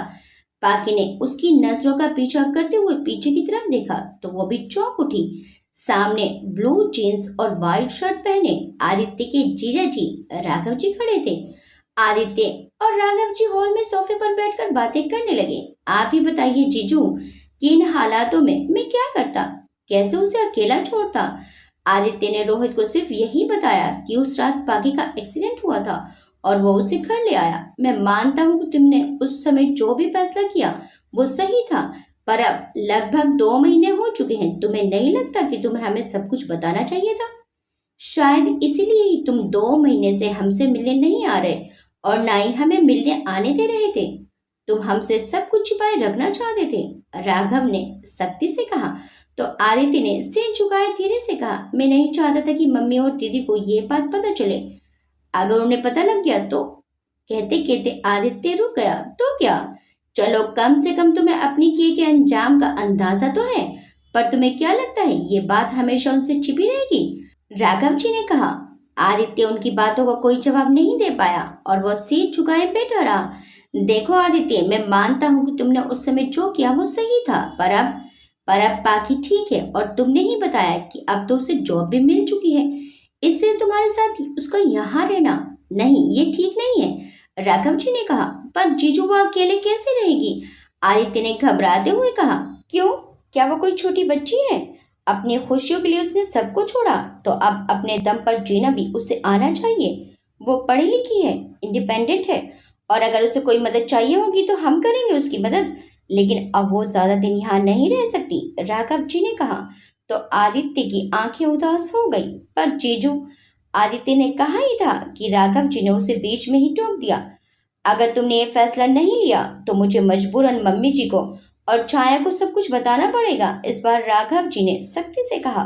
तो आदित्य चुप हो गया। वो जानता था कि अगर ये बात घर पर पता चली तो बहुत बवाल हो जाएगा, पर आदित्य को उम्मीद थी कि राघव जी उसका साथ जरूर देंगे। आज उसकी उम्मीद भी खत्म हो गई। आदित्य को उदास देखकर राघव जी उसके पास आकर सोफे पर बैठ गए और उसके कंधे पर हाथ रखकर कहा, ये क्या कर रहे हो तुम आदित्य? मैं जानता हूँ कि तुम पागी से जिस दिन पहली बार मिले उसी दिन से उससे प्यार करने लगे थे, पर वो तुमसे प्यार नहीं करती। उसने तुम्हें कभी पसंद किया ही नहीं, वो किसी और से प्यार करती है। अगर आज उसने तुम्हें चुना भी तो वो सिर्फ उसकी मजबूरी होगी, प्यार नहीं।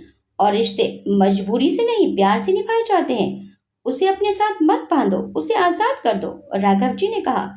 आदित्य सुन रह गया। इतने दिन पागी के साथ रहते रहते वो भूल ही गया था कि पागी ने उसे रिजेक्ट करके किसी और को चुना था, और अब जो वो इन हालातों में उसके साथ रह रही है, ये उसकी मजबूरी ही तो है। मजबूरी नहीं, नहीं, मुझे उसकी मजबूरी नहीं चाहिए, मुझे तो उसका प्यार चाहिए। दिमाग में आने वाले इन ख्यालों ने आदित्य की बनाई हुई प्यार की इमारत को एक पल में ही ढा दिया। इससे आगे उसने कुछ नहीं कहा, और कहता भी क्या, वो पागी से बेइंतहा मोहब्बत करता था।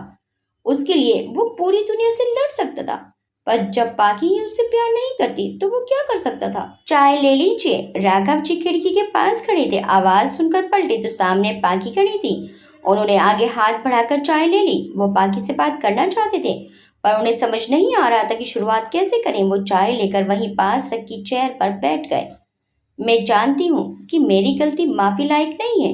मेरी एक गलती ने आप सबकी जिंदगी में तूफान ला दिया, पर मुझ पर भरोसा कीजिए, अब मैं आदित्य की जिंदगी में किसी दुख की वजह नहीं बनूंगी। जितना जल्दी हो सकेगा उतना जल्दी मैं उनकी जिंदगी से दूर चली जाऊंगी। बस आप उनके परिवार को कुछ मत बताना। पाखी राघव जी के सामने नजरें झुकाए खड़ी थी। राघव जी ने उसकी तरफ हैरानी से देखा। आई एम सॉरी, मैंने आप दोनों की बातें सुन ली थी, पाखी ने कहा। राघव जी को अपनी कही बातों का बुरा तो लग रहा था, पर उन्हें इसके अलावा कोई और रास्ता दिखाई नहीं दे रहा था। पाखी वहां से जाने को हुई तो राघव जी ने उसे रोका। पाखी, पाखी रुक गई। जानती हो पाखी, मैं दिल्ली पुलिस में डीसीपी हूँ। मैं चाहता तो तुम्हें पाताल से भी शादी के समय तक ढूंढ कर ला सकता था, पर पता है उस समय आदित्य ने मुझसे क्या कहा? राघव जी की बात पर पाखी ने सवालिया नजरों से देखा। राघव जी ने एक फीकी मुस्कुराहट के साथ कहा, उसने कहा कि वह तुम्हें जबरदस्ती अपने साथ रिश्ते में नहीं बांधना चाहता। अगर तुम और किसी से प्यार करती हो तो तुम्हें हक है उसके साथ जिंदगी बिताने का, और वह तुम्हारी खुशी में ही खुश है। पाखी की आंखें छलछला गई। मैं नहीं जानता कि तुम्हें पता भी है या नहीं, लेकिन जिस दिन आदित्य ने तुम्हें पहली बार देखा था उसी दिन से वो तुमसे बहुत प्यार करता है, और अब तुम्हारे साथ रहने की वजह से वो प्यार और भी मजबूत हो रहा है। उसने खुद को एक बार तो संभाल लिया, पर अब दूसरी बार नहीं संभाल पाएगा। वो बहुत मासूम है। बोलते बोलते राघव जी का गला भर गया। अब इससे ज्यादा पाखी के लिए वहां खड़ा होना भी मुश्किल हो गया। वो अपने आंसुओं को लिए वहां से भागकर सीधा अपने कमरे में चली गई। उसका दर्द, उसका पश्चाताप उसकी आंखों से बह रहा था। उसने ऐसा गुनाह किया था जिसकी भरपाई बहुत मुश्किल थी। अपनी जिंदगी के साथ साथ वो औरों की जिंदगी के साथ भी खेल गई थी। राघव जी तो वहां से चले गए, लेकिन पाखी और आदित्य के बीच में एक गहरी खाई बना गए। जिस खामोशी को उन्होंने अपने बीच से बड़ी मुश्किल से हटाया था, आज फिर वो उनके दरमियान फैली हुई थी। उन दोनों को ही समझ नहीं आ रहा था कि वो एक दूसरे से क्या बात करें। आदित्य को जो हुआ उसका अंदाजा तो था, पर फिर भी वो अभी इसके लिए तैयार नहीं था। पागी के आने के बाद उसके ठहरे हुए सपने फिर से उड़ान भरने लगे थे। जिंदगी ने उन दोनों को अजीब कश्मकश में पहुंचा दिया था, जहां वो ना एक दूसरे के बिना रह सकते थे और ना ही एक दूसरे के साथ। पाकी की बच्ची, तू मुझे आज कॉल कर रही है कहाँ तू? और तूने और नीलेश ने इतना बड़ा फैसला ले लिया और मुझे एक बार भी नहीं बताया। कहाँ है वो इडियट? पाकी का फोन उठाते ही मिताली एक सांस में ही बोली जा रही थी। इस मुसीबत के समय में एक मिताली ही थी जो उसका साथ दे सकती थी। आदित्य के घर आने के बाद से ही वो मिताली से मदद मांगना चाहती थी, पर आदित्य से मिलने के बाद उसने अपना फैसला बदल लिया था। अब कुछ बोलेगी भी तू या नहीं? मिताली की आवाज से पाकी अपने ख्यालों से बाहर आई। मीता, मैं बहुत अकेली पड़ गई हूँ। नीलेश, उसने मुझे धोखा दिया। मेरा प्यार, मेरा विश्वास सब टूट गया। पाकी ने सुबकते हुए से सब कुछ बताने लगी कि कैसे वे नीलेश के कहने पर दिल्ली आ गई। मैं उसका रेलवे स्टेशन पर वेट करती रही, पर वो नहीं आया। उसका फोन भी स्विच ऑफ था। मैंने उसका बहुत वेट किया, पर वो नहीं आया। फिर मैंने बहुत मुश्किल से एक पीजी में रहने का इंतजाम किया और कई दिनों तक धक्के खाने के बाद मुझे एक छोटी सी नौकरी मिल गई। मैं बीच बीच में नीलेश को भी फोन करती थी। एक दिन उसका फोन लग गया तो मैंने उससे पूछा कि उसने मेरे साथ ऐसा क्यों किया। तो उसने कहा कि उसके घर वाले इस शादी के लिए नहीं मान रहे थे। मेरी सगाई एक बहुत रिच फैमिली में हो चुकी है और जल्दी ही मेरी शादी होने वाली है। ये कहकर पाखी जोर जोर से रोने लगी। उसने मुझे कहीं का नहीं छोड़ा। उसकी शादी हो चुकी है। मिताली के तो पैरों के नीचे से जमीन खिसक गई। पर ऐसा कैसे हो सकता है? तूने ही तो मुझे मैसेज किया था कि तू ये शादी नहीं करना चाहती और नीलेश वापस आ गया है। फिर वो तुझे ऐसे कैसे? और इतने दिन से तू है कहाँ? मैं दिल्ली में हूँ। एक दिन मुझे जॉब से आते हुए कुछ देर हो गई। 2-3 लड़के मेरे पीछे लग गए और मुझे जबरदस्ती एक सुनसान पार्क में पकड़ कर ले गए। उन्होंने मुझे ड्रग्स का इंजेक्शन लगा दिया और मेरे साथ जबरदस्ती करने लगे। मैं बड़ी मुश्किल से खुद को उनसे छुड़ाकर भाग ली और आदित्य की गाड़ी से टकरा गई। तब से मैं आदित्य के घर पर ही उसके साथ रह रही हूँ। मैंने नीलेश को अपनी जान से भी बढ़कर चाहा। अब ऐसा लगता है जैसे कुछ भी नहीं बचा मेरी जिंदगी में। मैं टूट चुकी हूँ। मैंने उसके लिए अपना परिवार, समाज, किसी की भी परवाह नहीं की। शायद इसी की सजा मिली है मुझे। तू मेरे पास आ सकती है? पागी ने सुबकते हुए कहा। पागी, तू तू चिंता मत कर यार, मैं हूं ना तेरे साथ। तू बस मुझे अपना एड्रेस सेंड कर। मिताली ने हड़बड़ाते हुए कहा। ओके, मैं बताती हूँ तुझे। पागी ने कहा। तू परेशान मत हो, मैं अभी पहली फ्लाइट से तेरे पास पहुंच रही हूँ। तू बस जल्दी से मुझे एड्रेस सेंड कर, मिताली ने कहा। पाकी को पूरा भरोसा था कि मिताली उसकी मदद जरूर करेगी। दूसरी तरफ आदित्य ने जब पाकी के रोने की आवाज सुनी तो वो अपने कमरे से निकलकर पाकी के कमरे की तरफ आ रहा था। उसने बस पाकी की बात की बातें सुन ली थी। वह अपने कमरे में वापस आ गया। उसकी आंखें गुस्से और दर्द से लाल हो रही थी। वो कमरे में तेजी से आया और गुस्से में टेबल को उल्टा दिया। टेबल पर रखा सारा सामान उलट गया। वो अपने दोनों हाथों से सिर को कसकर पकड़कर घुटनों के बल बैठ गया और जोर से चीखने लगा। उसका दर्द उसकी आंखों से आंसू बनकर बह रहा था। उसके कानों में पाके की आवाज गूंज रही थी जब वो मिताली से फोन पर बात कर रही थी और कह रही थी कि उसे नीलेश से कितना प्यार है। उसने पाके की सिर्फ बात की अधूरी ही बात सुनी थी। क्यों? क्यों पाखी? क्यों तुम्हें मेरा प्यार दिखाई नहीं देता? आज भी मेरा प्यार तुम्हारे दिल में कोई जगह नहीं बना पाया। इतना कहकर वो जोर से चीखा। पाखी अपने कमरे में थी जब उसे सामान गिरने और आदित्य की चीखने की आवाज आई तो वो आदित्य के कमरे की तरफ भागी। आदित्य के कमरे का दरवाजा बंद था और वो जोर जोर से कमरे का दरवाजा खटखटाने लगी। आदित्य, क्या हुआ? दरवाजा खोलिए, आप ठीक तो है ना? तुम जाओ यहाँ से, चली जाओ मेरी जिंदगी से। नहीं चाहिए मुझे किसी का साथ। चली जाओ यहाँ से, अकेला छोड़ दो मुझे, आदित्य चिल्लाया। पाखी रोते हुए वहीं दरवाजे से लग कर बैठ गई। दोनों ही एक जैसे दर्द से गुजर रहे थे। सुबह सुबह आदित्य की आंख खुली तो वो बेड पर औंधे मुंह पड़ा था। कमरे की सारी चीजें इधर उधर बिखरी हुई थी। आदित्य की आंखें लाल थी और सूजी हुई थी। उसने समय देखा तो सुबह के 10 बजे हुए थे। वो उठा और गेट खोलकर बाहर निकला। घर में शांति छाई हुई थी। आदित्य को कल रात की सारी बातें याद आने लगी। उसने अपने सिर को पकड़ा और सोफे पर बैठ गया। ये मैंने कल क्या कर दिया? मैंने कैसे अपना कंट्रोल खो दिया? आदित्य ने अपना सिर पकड़कर हिलाते हुए कहा। वो काफी देर तक वहीं बैठा रहा। उसे समझ नहीं आ रहा था कि अब वो कैसे पाकी का सामना करेगा। काफी देर तक खुद को कोसने के बाद वो हिम्मत करके उठा और पाकी के कमरे की तरफ बढ़ गया। उसने गेट खटखटाने के लिए जैसे ही हाथ आगे बढ़ाया तो गेट थोड़ा सा धक्का लगते ही अपने आप खुल गया। वो अंदर गया, अंदर कोई नहीं था। शायद बाथरूम में होगी, ये सोचकर उसने बाथरूम की तरफ देखा तो उसका भी गेट खुला था। आगे बढ़कर उसने देखा तो पाकी वहां भी नहीं थी। उसने बाहर आकर किचन, हॉल, गार्डन हर तरफ देखा लेकिन वो कहीं भी नहीं थी। वो हड़बड़ाया सा पागलों की तरह हर जगह उसे ढूंढता रहा पर पाकी कहीं नहीं थी। आखिर में वो आकर हॉल में सोफे पर धम से बैठ गया। तो क्या पाकी सचमुच मुझे छोड़कर जा चुकी है? हाँ, जा चुकी है वो तुझे छोड़कर। और आखिर रहती भी क्यों? मैंने ही तो कल उसे जाने के लिए कहा था। उसने खुद को कोसना शुरू कर दिया और दोनों हाथों से अपना सिर पकड़ लिया। आप उठ गए? पाकी की मीठी आवाज उसके कानों तक पहुंची तो उसने चेहरा उठाकर ऊपर देखा।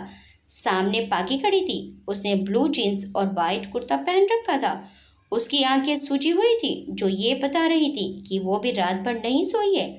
आदित्य उससे पूछना चाहता था कि वो कहाँ पर थी पर उसकी हिम्मत नहीं हुई। वो वहीं सोफे पर बैठा रहा। कुछ देर बाद पाकी ने कॉफी का कप लाकर आदित्य के सामने रख दिया। आपकी कॉफी, पाकी ने कहा। आदित्य हैरानी से उसकी तरफ देख रहा था। इतना सब कुछ होने के बाद भी पाकी इतनी नॉर्मल क्यों लग रही थी? पाकी, आदित्य की आवाज लगाने पर पाकी मुड़ी। वो मैं कल जो कुछ भी हुआ, आदित्य हकलाते हुए बोला। इट्स ओके आदित्य, पाकी ने उसे बीच में ही रोक दिया। राघव जी ने जो भी कहा वो गलत नहीं था और आप गलत नहीं हो आदित्य। गलती सिर्फ मेरी है जो मैंने सबकी जिंदगियों को उलझा डाला।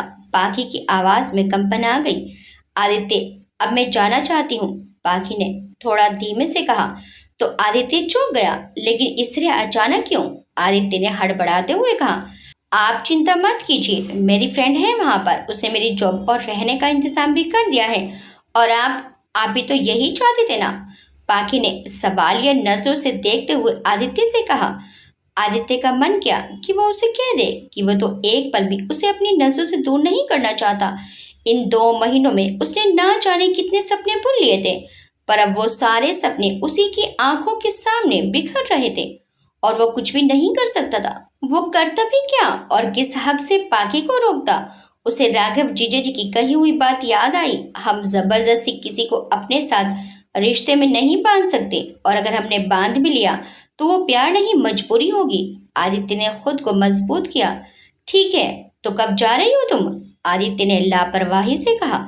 उसने पाकी को ये जताने की कोशिश की कि उसे कोई फर्क नहीं पड़ रहा है उसके जाने से। नेक्स्ट वीक, पाकी ने कहा। आदित्य के दिल में एक दर्द सा उठा और वो कॉफी का कप टेबल पर पटक कर वहां से चला गया। पाकी की आंखों से आंसू छलक पड़े। आदित्य, काश आप एक बार मुझे रोक लेते, मैं आपको छोड़कर नहीं जाना चाहती, पाकी ने खुद से कहा और वहीं सोफे पर धम से बैठ गई। पाकी, तू एक बार और सोच ले, एक बार आदित्य से बात तो करके देख, हो सकता है वो तुझसे अभी भी प्यार करता हो। मिताली ने पाकी से फोन पर कहा। नहीं मीता, आदित्य ने मेरे लिए बहुत कुछ किया है, अब मैं उसके लिए और परेशानी का कारण नहीं बन सकती। मैं नहीं चाहती कि मेरी वजह से वो अपने परिवार से दूर हो जाए, पाकी ने मायूसी से कहा। और जैसे वो तेरे बिना खुश रह लेगा और तू कब तक खुद से ये झूठ कहती रहेगी कि तू उससे प्यार नहीं करती? आज मैंने महसूस किया है तेरे दिल में आदित्य को छोड़ने का कितना दर्द है। तूने मुझे भी आने से रोक दिया और खुद भी तू एक वीक के लिए इसलिए रुकी है ताकि आदित्य का जन्मदिन उसके साथ मना सके। तू सिर्फ खुद को धोखा दे रही है बाकी, मिताली ने उसे समझाते हुए कहा। ऐसा कुछ नहीं है मिताली, मैं अब आदित्य की जिंदगी में और मुसीबतें नहीं चाहती और उसके लिए यही ठीक है कि मैं उनसे दूर चली जाऊं। तू बस नेक्स्ट वीक मेरा मुंबई आने का इंतजाम कर दे। इतना कहकर पाकी ने फोन रख दिया। पाकी को आदित्य को छोड़कर जाने का दुख था लेकिन अब वो आदित्य को और मुसीबत में नहीं डालना चाहती थी। उसके दिलो दिमाग में सिर्फ राघव जी की कही बातें ही गूंज रही थी। आदित्य, ये एक हफ्ता मैं आपके साथ भरपूर जीना चाहती हूँ, बस मेरे लिए इतना ही काफ़ी है, पाकी ने अपने दिल से कहा और उसकी आंखों से आंसू बहने लगे। 3 दिन बीत चुके थे। आदित्य अक्सर सुबह जल्दी ऑफिस चला जाता और देर रात को घर लौटता। पाकी रोज उसके लिए खाना बनाती पर वो कभी बाहर से खाकर आता तो कभी भूख नहीं है कहकर चला जाता। वो पाखी के सामने आने से या बात करने से कतराता रहता था। रात के 11 बज चुके थे।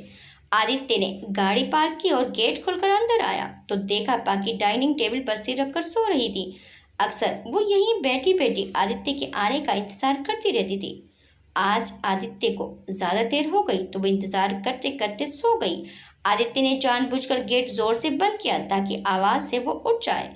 फिर अपना बैग सोफे पर पटका और अपने कमरे की तरफ जाने लगा कि तभी पाखी ने पीछे से टोका। आज आपने बड़ी देर कर दी। आदित्य ने बिना पीछे मुड़े जवाब दिया। आज ऑफिस में ज्यादा काम था, और आगे बढ़ गया। पाखी ने फिर टोका। खाना तो खा लीजिए, पाखी ने कहा तो आदित्य ने बेरुखी से जवाब दिया, मैं खाना खाकर आया हूँ, तुम भी जाओ और आराम करो, और सीधा अपने कमरे में चला गया। पाखी को आदित्य के इस व्यवहार की आदत पड़ चुकी थी। कई दिन हो गए आदित्य न उससे ठीक से बात करता था और ना ही खाना खाता था, पर फिर भी वह उसका इंतजार करती थी। पाखी ने डाइनिंग टेबल से खाना उठाया और सारा डस्टबिन में डाल दिया। अगली सुबह जब वो उठी तो आदित्य ऑफिस के लिए जा चुका था। वो फिर से वह पाखी के बिना बोले ही चला गया था। पाखी अपने रोजमर्रा के कामों में लग गई। कल आदित्य का जन्मदिन था। वे बड़े मन से जन्मदिन की तैयारियां कर रही थी। रात के 12:30 बज चुके थे। आदित्य अभी तक घर नहीं आया था। पाखी वहीं हॉल में बैठी उसका इंतजार कर रही थी। उसकी आंखों में जरा भी नींद नहीं थी। थोड़ी देर बाद गेट खुला और आदित्य अंदर आया। आदित्य काफी थका हुआ लग रहा था। आज कुछ ज्यादा देर हो गई थी। वे डाइनिंग टेबल की तरफ बढ़ने लगा तो पाखी बोली, मैंने आज खाना नहीं बनाया। तो आदित्य ने हैरानी से पाखी की तरफ देखा।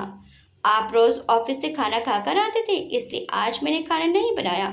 आदित्य ने कुछ नहीं कहा। क्या हुआ, आज आप ऑफिस से खाना खाकर नहीं आए या फिर आज ऑफिस ही नहीं गए? पाखी ने अपने दोनों हाथ बांधते हुए आदित्य की आंखों में देखते हुए कहा। आदित्य चौंक गया।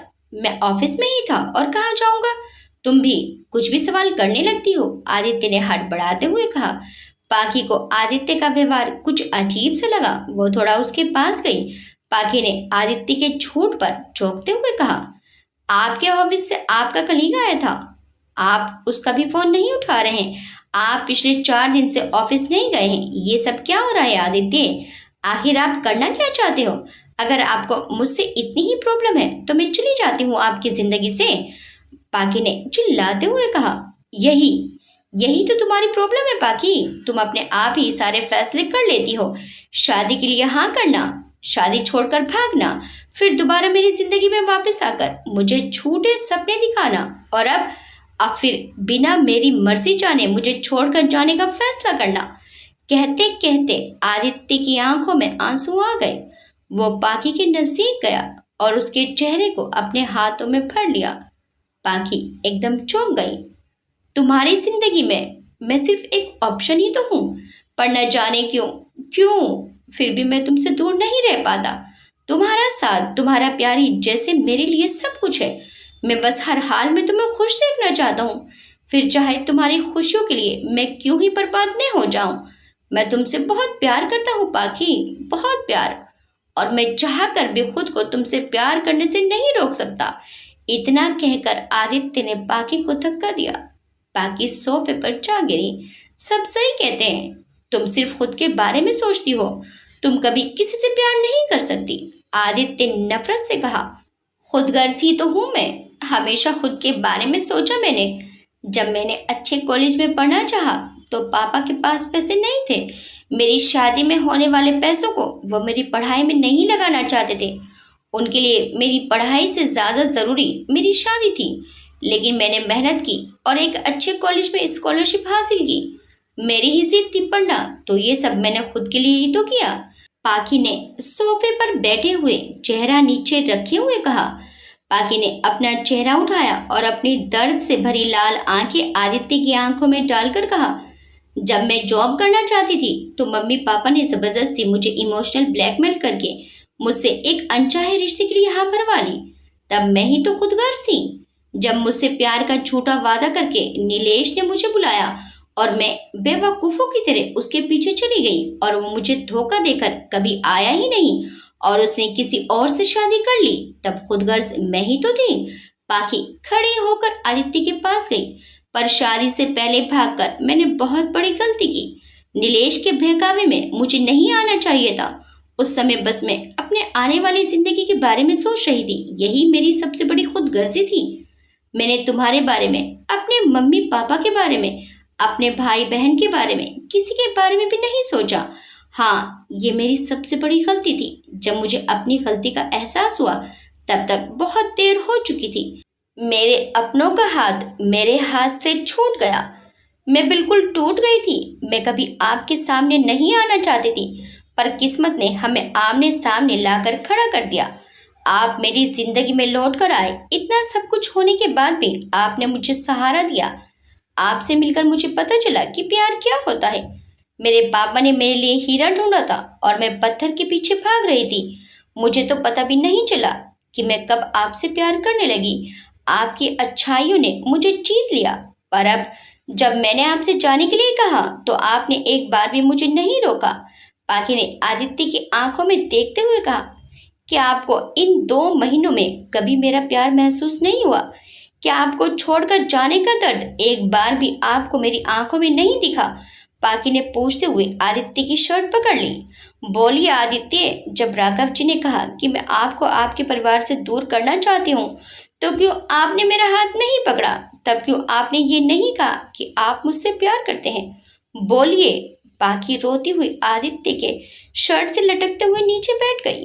पाकी जोर जोर से रोने लगी। आदित्य भी उसके साथ नीचे बैठ गया।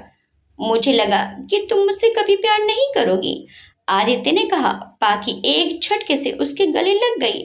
I love you Aditya, I love you. मैं आपके बिना नहीं रह सकती। मैं तो बस आपको आपके परिवार के साथ खुश देखना चाहती थी। मुझे लगा कि मेरी वजह से आप अपने परिवार से अलग हो जाओगे, इसीलिए आपसे दूर जाना चाहती थी, पाकी ने रोते हुए कहा। आई लव यू टू पाकी। आदित्य ने भी उसे कसकर अपनी बाहों में भर लिया। दोनों ही कुछ देर के लिए इसी तरह गले लगे रहे। उनके प्यार के इजहार ने दोनों के ही दिल में जमी बर्फ को पिघला दिया और आंसू बनकर बाहर निकल गई। अभी वो दोनों गले लगे हुए थे कि पीछे से किसी के खांसने की आवाज आई। अब दोनों का इजहार मोहब्बत, शिकवा शिकायत, प्रेम मिलाप खत्म हो गया हो तो हमारी तरफ भी देख लो भाई। दोनों जल्दी से अलग हुए और आवाज की तरफ देखा तो सामने जीजा जी खड़े थे। उनको देखकर दोनों छिप गए। आदित्य के घर आने पर दोनों ने झगड़ा शुरू कर दिया था और गेट बंद करना भूल गए थे। जीजा जी जाकर सोफे पर आराम से बैठ गए और बोले, साले साहब, आज तुम्हारा जन्मदिन था। मैं इधर से निकल रहा था तो सोचा तुम्हें जन्मदिन की मुबारकबाद देता चलूं, पर यहाँ तो सीन ही कुछ और चल रहा था। आदित्य और पाखी मुंह फाड़े जीजा जी को देख रहे थे और शर्माते हुए जमीन में गड़े जा रहे थे। जीजा जी आगे बोले, देखो पाखी, पहले तो आदित्य तुमसे प्यार करता था, तुम नहीं करती थी, पर अब तुम भी आदित्य से प्यार करने लगी हो तो मुझे तुम दोनों के रिश्ते से कोई एतराज नहीं है। पर तुम दोनों एक बात बताओ कि क्या सारी जिंदगी ऐसे ही छुप छुप कर रहोगे? अपने रिश्ते के बारे में घर वालों को बताना है या नहीं, या अपना ये रिश्ता दुनिया से छुपा कर रखना है? अब कोई गलती मत करना।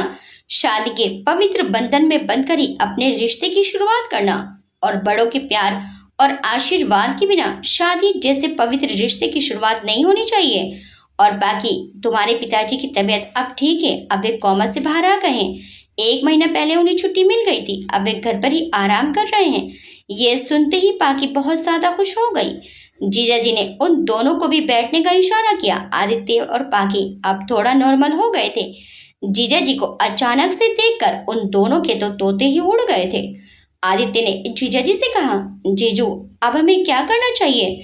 तो जीजा जी बोले, देखो, तुम्हारी मम्मी और बहन को मनाने की जिम्मेदारी मेरी है, पर बाकी के घर वालों को मनाने की जिम्मेदारी तुम दोनों की है। जब तक सब नहीं मान जाते तब तक ये शादी नहीं होगी। फिर तीनों ने मिलकर काफी देर तक इस बारे में बातचीत की और कुछ योजना बनाकर जीजा जी चले गए। रात बहुत हो गई थी। जीजा जी के जाने के बाद पाकी और आदित्य भी अपने अपने कमरे में जाकर सो गए। अगले दिन सुबह सवेरे ही आदित्य पाकी को लेकर पाकी के शहर निकल गया। उन्होंने वहां जाकर एक होटल में कमरा किराए पर ले लिया। दोनों थके हुए थे तो उस दिन तो उन्होंने आराम किया। अगले दिन सुबह आदित्य पाकी को लेकर उस मंदिर में चला गया जहां दादी जी रोजाना पूजा करने आती थी।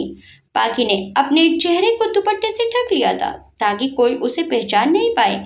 जैसे ही दादी पूजा करके मंदिर से बाहर आई तो सीढ़ियों पर ही उन्हें आदित्य मिल गया। आदित्य ने दादी जी के पांव छुए। दादी ने आदित्य को पहचान लिया था। दादी ने आदित्य से पूछा, कैसे हो बेटा? आदित्य ने जवाब दिया, मैं ठीक हूँ दादी जी। दादी कुछ और बोलती इससे पहले ही आदित्य ने कहा, दादी जी मैं आपको किसी से मिलवाना चाहता हूँ। किससे मिलवाना चाहते हो बेटा? आइए तो सही दादी, आप खुद देख लीजिए। ये कहकर आदित्य दादी का हाथ पकड़कर मंदिर के पीछे ले गया जहाँ कोई नहीं था। आदित्य ने दादी को एक जगह पर बिठा दिया। तभी वहां पाकी भी आ गई। दादी ने पाकी को पहचाना नहीं और पूछने लगी, बेटा ये कौन है? पाकी ने अपने चेहरे से दुपट्टा हटा दिया। पाकी को देखकर दादी गुस्से से भर उठी। करम चली, कहाँ मर गई थी अपने बाप की पगड़ी को उछाल कर? तूने एक बार भी हमारी इज्जत का ख्याल नहीं किया। हमारे खानदान की इज्जत तूने मिट्टी में मिला दी। और अब यहाँ तू क्या करने आई है और इसके साथ तू क्या कर रही है? पाकी ने आओ देखा ना था और दादी के पैर पकड़ लिए। दादी बड़बड़ाती रही पर पाकी ने दादी के पांव नहीं छोड़े। पाकी बोली, दादी माफ कर दो, बहुत बड़ी गलती हो गई मुझसे। ना समझी में चली गई थी पर अब मेरी समझ में आ गया है, जिसे आपने मेरे लिए चुना था वही मेरे लिए सबसे अच्छा वर है। मैं आदित्य से प्यार करती हूँ और उससे शादी करना चाहती हूँ। दादी ने गुस्से में कहा, क्यूरी, जब हमने इसे तेरे लिए चुना था तब तो इसमें कांटे लग रहे थे और अब तो खुद इससे शादी करना चाहती है तो इसमें फूल लग गए। आदित्य तो दादी की बात सुनकर हंसते हंसते पागल हो गया। पाकी ने आदित्य को घूर कर देखा तो आदित्य ने अपने ऊपर थोड़ा सा कंट्रोल किया पर फिर भी उसकी हंसी नहीं रुक रही थी। पाकी ने तब तक दादी के पांव नहीं छोड़े जब तक दादी ने उसे माफ नहीं कर दिया। काफी देर में दादी का गुस्सा शांत हुआ। दादी दोनों की तरफ देखकर बोली, पहले मुझे सारी बात बताओ कि क्या हुआ था, तब मैं तुम्हारी कोई मदद कर पाऊंगी। तब पाकी ने दादी को शुरू से लेकर आखिरी तक सारी बात बता दी। देख, गलती तो तूने बहुत बड़ी की है। तेरे कारण मेरा बच्चा मौत के मुंह में चला गया था। बहुत मुश्किल से वो संभला है। तो अब ऐसा कोई भी काम मत करियो कि जिससे वह दोबारा मौत के मुंह में चला जाए। जैसे जैसे मैं बताती हूँ तू वैसे वैसे करना, सब ठीक हो जाएगा। ठीक है दादी, आप जैसा कहेंगी मैं वैसा ही करूंगी। पाकी ने दादी से कहा।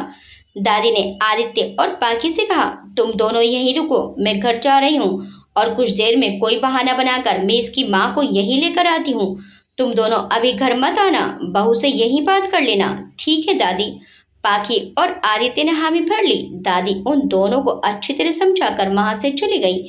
वे दोनों दादी का वहीं पर इंतजार करते रहे। 1-2 घंटे बाद दादी पाकी की माँ को लेकर वहां पहुंच गई।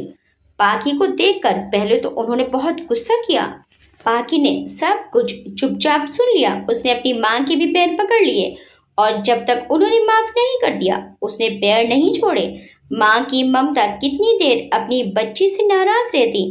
उन्होंने भी पाकी को माफ कर दिया और गले से लगा लिया। इतने दिनों बाद अपनी बच्ची को देखकर उनकी आंखों से आंसू बहने लगे। दादी ने भी पाकी की माँ को समझाया, चलो जो हुआ सो हुआ, अब अपनी बच्ची वापस आ गई है। पाकी की माँ समझ तो गई थी पर अब सारा मसला ये था कि पाकी के पिता को अब ये सब कुछ कैसे बताएं। चारों वहीं बैठ गए और कुछ सोचकर चारों ने एक योजना बनाई। पाकी और आदित्य होटल की तरफ निकल गए। दादी और माँ घर की तरफ चली गई। रात के 8 बजे थे। पाकी की माँ और दादी दोनों पड़ोस में चली गई और बच्चों को भी साथ में ले गई। घर पर केवल पाकी के पिताजी थे। वो बरामदे में बैठे थे। कुछ लेने के लिए वे अपने कमरे में गए तो देखा कि उनके कमरे में पीट के कोई लड़की बैठी थी। उन्होंने सोचा घर पर तो कोई भी नहीं है तो फिर ये कौन है। वो उसके पास गए और बोले, कौन हो तुम और यहाँ क्या कर रही हो? उसने जैसे ही अपना चेहरा उनकी तरफ किया तो वो देखकर हैरान रह गए। ये कोई और नहीं पाकी थी। उसे देखकर पिताजी वहीं पास पड़ी कुर्सी पर धम से बैठ गए। पाकी जल्दी से उठी और अपने पिता के पैरों के पास बैठ गई और बोली, पिताजी मुझे माफ कर दीजिए, मुझसे बहुत बड़ी गलती हुई। आपने मेरे लिए हीरा ढूंढा था और मैं पत्थर को हीरा समझकर उसके पीछे भाग रही थी। पिताजी ने गुस्से में कहा, क्यों आई हो तुम यहाँ? चली जाओ यहाँ से। मेरी इज्जत को मिट्टी में मिलाकर सबके सामने मुझे बेइज्जत करके तुम्हारा दिल नहीं भरा जो फिर से मुझे बेइज्जत करवाने के लिए यहाँ आ गई। पाकी की आंखों से आंसू बहने लगे। उसने रोते हुए कहा, पिताजी कहाँ जाऊं मैं? आपकी माफ़ी के बिना तो मैं मर भी नहीं सकती। मुझे याद है एक बार बचपन में मेरे चेहरे पर चोट लग गई थी, तो आपने मेरा कितना ध्यान रखा था, कितना इलाज करवाया था मेरा, कि कहीं इस चोट के कारण मेरी बेटी का चेहरा खराब ना हो जाए, कहीं मेरी बेटी की खूबसूरती खराब ना हो जाए। और इसी खूबसूरती के घमंड में मैंने आपकी इज्जत उछाल दी। मुझे लगा कि आदित्य मेरे सामने कुछ भी नहीं है।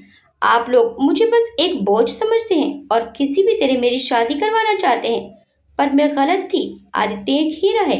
पाखी ने रोते रोते शुरू से लेकर आखिर तक अपने पिताजी को सारी बात बता दी। पिताजी, आदित्य ने मुझे सहारा दिया, मेरा बहुत ख्याल रखा, आपने मेरे लिए सही वर चुना था। आदित्य एक हीरा है, वो बहुत अच्छे इंसान है। अब मैं दिल से आदित्य से ही शादी करना चाहती हूँ। मुझे माफ कर दो पिताजी, अपनी नासमझ नादान बेटी को माफ कर दो। बेटी को इस तरह रोता देखकर एक बाप का दिल पिघल गया। आखिर एक बेटी बाप का कलेजा होती है। उन्होंने उसे उठाकर अपने सीने से लगा लिया। पाखी और पिताजी दोनों ही रो रहे थे। तभी कमरे में आदित्य को लेकर दादी और माँ भी आ गई। आदित्य को देखकर पिताजी हैरान रह गए। फिर दादी ने पाखी के पिताजी को सारी बात बता दी कि कैसे सुबह मंदिर में आदित्य पाखी को लेकर आया था। दोनों छोटे भाई बहन भी पाखी के गले लग गए। उधर राघव जी ने आदित्य की माँ और बहन यानी अपनी पत्नी को कैसे मनाना है उसकी सारी तरकीब सोच ली थी। अपने घर पहुंचकर वे चुपचाप अपने कमरे में जाकर लेट गए। आदित्य की मम्मी भी वहीं आई हुई थी। छाया ने जब उन्हें चुपचाप देखा तो वे कमरे में गई और उनसे पूछा, क्या बात है जी, आप इतने चुपचाप क्यों हो? तो राघव जी ने कुछ नहीं कहा और आंखें बंद करके लेटे रहे। छाया के कई बार पूछने के बाद उन्होंने जवाब दिया, तुम्हारे भाई की चिंता हो रही है, बस इसलिए परेशान हूँ। छाया ने घबरा कर पूछा, क्यों, मेरे भाई को क्या हुआ? क्या छुपा रहे हैं आप मुझसे? कुछ नहीं, तुम मुझसे कुछ भी मत पूछो, राघव जी ने बेरुखी से जवाब दिया। बस इतना सुनना था कि छाया के हट पे लग गए। वे घबरा गई और राघव जी के पीछे पड़ गई। जब छाया ज्यादा जिद करने लगी तो राघव जी ने बुरा सा मुंह बनाकर कहा, तुम्हारे भाई को प्यार हो गया है? ये सुनकर छाया हैरानी से बोली, अरे ये तो खुशखबरी है और आप ऐसे बता रहे हैं कि पता नहीं क्या गजब हो गया है। खुशखबरी तो तब होती ना जब तुम दोनों माँ बेटी उस लड़की को पसंद करती। तुम्हें वे लड़की पसंद ही नहीं आएगी, इसीलिए तो मैं परेशान हूँ। अब पता नहीं बेचारा आदित्य क्या करेगा। तुम दोनों उस लड़की से उसकी शादी नहीं होने दोगी क्योंकि तुम्हें अपने भाई से ज्यादा और उन्हें अपने बेटे से ज्यादा समाज की जो चिंता होगी। और वह बेचारा उसके गम में पता नहीं क्या क्या करेगा। हो सकता है शराब भी पीना शुरू कर दे या कुछ और गलत हरकतें करना शुरू कर दे। पर एक बात का ख्याल रखना, अगर वे कुछ भी गलत करेगा तो उस सब की जिम्मेदार तुम दोनों होंगी। छाया ये सब सुनकर घबरा गई। वह बोली, आप पहेलियां क्यों बुझा रहे हैं? साफ साफ क्यों नहीं बताते कि वे लड़की कौन है जिससे उसे प्यार हुआ है? राघव जी चुप हो गए और आंखें बंद करके लेट गए। छाया बाहर आ गई और माँ को सारी बात बता दी। माँ ने कहा कि मैं खुद दामाद जी से बात करूंगी, तू चिंता मत कर। कुछ समय बाद राघव जी बाहर हॉल में सोफे पर आकर बैठ गए। आदित्य की माँ भी वहीं आकर बैठ गई और उनसे उस लड़की के बारे में पूछने लगी तो उन्होंने बाकी के बारे में बता दिया। बाकी के बारे में सुनकर वो हैरान रह गई। अब राघव जी ने बोलना शुरू किया, देखिए माँ, अब बाकी को अपनी गलती का एहसास हो गया है। पहले वे आदित्य से प्यार नहीं करती थी, पर अब वे भी आदित्य से प्यार करती है। तो हमारे लिए आदित्य की खुशी से बढ़कर और कुछ भी नहीं है। आप किसी और से उसकी शादी कर देंगी तो वे कभी खुश नहीं रहेगा। इसलिए ठंडे दिमाग से सोचिए, ये उसका जीवन है और उसका पूरा अधिकार है अपना जीवन साथी अपनी मर्जी से चुनने का। माँ, आप आज हैं, कल नहीं रहेंगी। कल को अगर आदित्य अपनी शादीशुदा जिंदगी में खुश नहीं रहा तो फिर क्या होगा? और रही बात छाया और मेरी, तो हमारा परिवार अलग है और आदित्य का परिवार अलग होगा। मैं छाया को कभी भी आदित्य के ऊपर उसकी मर्जी थोपने नहीं दूंगा। आदित्य को बस आपके प्यार और आशीर्वाद की जरूरत है। बहुत सोच समझ कर फैसला लीजिएगा।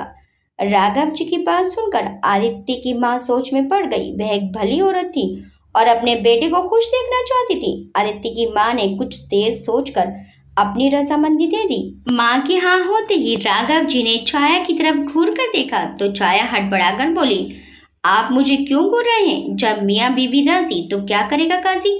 और हमारी तो काजी माँ है, और जब उन्होंने ही हाँ कर दिए तो अब मेरा क्या मतलब बीच में टांग अड़ाने का। हम तो बाराती हैं, जब कहेंगे चल पड़ेंगे। छाया की बात सुनकर राघव जी हंसने लगे और बोले, ये हुई ना बात। अच्छा हुआ तुमने इस मामले में अपनी टांग नहीं अड़ाई, वरना तुम्हारी टांग मुझे जबरदस्ती हटानी पड़ती। राघव जी की बात सुनकर माँ और छाया दोनों हंसने लगी। राघव जी छाया और माँ को लेकर पाकी के घर पहुंच गए। अपने घर वालों को देखकर आदित्य की खुशी का ठिकाना नहीं रहा। पाकी ने आगे बढ़कर सबके पांव छुए। छाया ने पाकी से कहा, क्यों पाकी, जब हम सब खुशी खुशी तुम्हारी शादी अपने भाई से कर रहे थे तब तो आप भाग गई। तब क्या मेरे भाई में कांटे लग रहे थे? और अब क्या मेरे भाई में फूल लग गए जो मेरे भाई से खुद शादी करने के लिए सबको मना रही हो? छाया की बात सुनकर सब हंसने लगे। तभी दादी बोली, ये आजकल के बच्चे थोड़ा सा क्या पढ़ लिख जाते हैं, अपने आप को ज्यादा होशियार समझने लगते हैं। कोई काम हम करें तो वो गलत, और उसी काम को ये करें तो सही। मेरी नजर से देखो तो मुझे तो ये मंद बुद्धि नजर आते हैं। दादी की बात सुनकर सभी ने इतनी जोर का ठहाका लगाया कि हंसते हंसते सबके पैर दुख गए। अब तो सबको एक ही टॉपिक मिल गया था। जो भी पाकी को देखता वह बस उसे इतना ही कहता, मंद बुद्धि। आदित्य का एक अलग ही स्वैग चल रहा था। वह तो अकड़ कर फिर रहा था, क्योंकि सब कुछ किया धरा तो पाकी का था। शादी से वह थोड़े ही ना भागा था, भागी तो पाकी थी। तो इसलिए उसे बुद्धिमान जीजा जी का खिताब मिल गया और पाकी को मंद बुद्धि का। दोनों के घर वालों ने पंडित जी को बुलाकर शादी का मुहूर्त निकलवाया। तो एक हफ्ते के अंदर शादी का मुहूर्त निकल गया। आदित्य अपने परिवार के साथ चला गया और जाकर शादी की तैयारी में लग गया। शादी के फिर से कार्ड छपे और शादी के कार्ड पर फिर से वही नाम थे जिसे देखकर लोग हैरान थे। मिताली भी शादी से 2 दिन पहले आ गई थी और खाने का भरपूर आनंद उठा रही थी। पाकी ने सबसे कह दिया था कि खाना बनते ही भगवान को भोग चढ़ाने के बाद सबसे पहले मिताली को मिलना चाहिए। पाकी की यह घोषणा करने के बाद मिताली बहुत खुश थी और कुछ न कुछ खाते हुए इटलाती हुई घूम रही थी।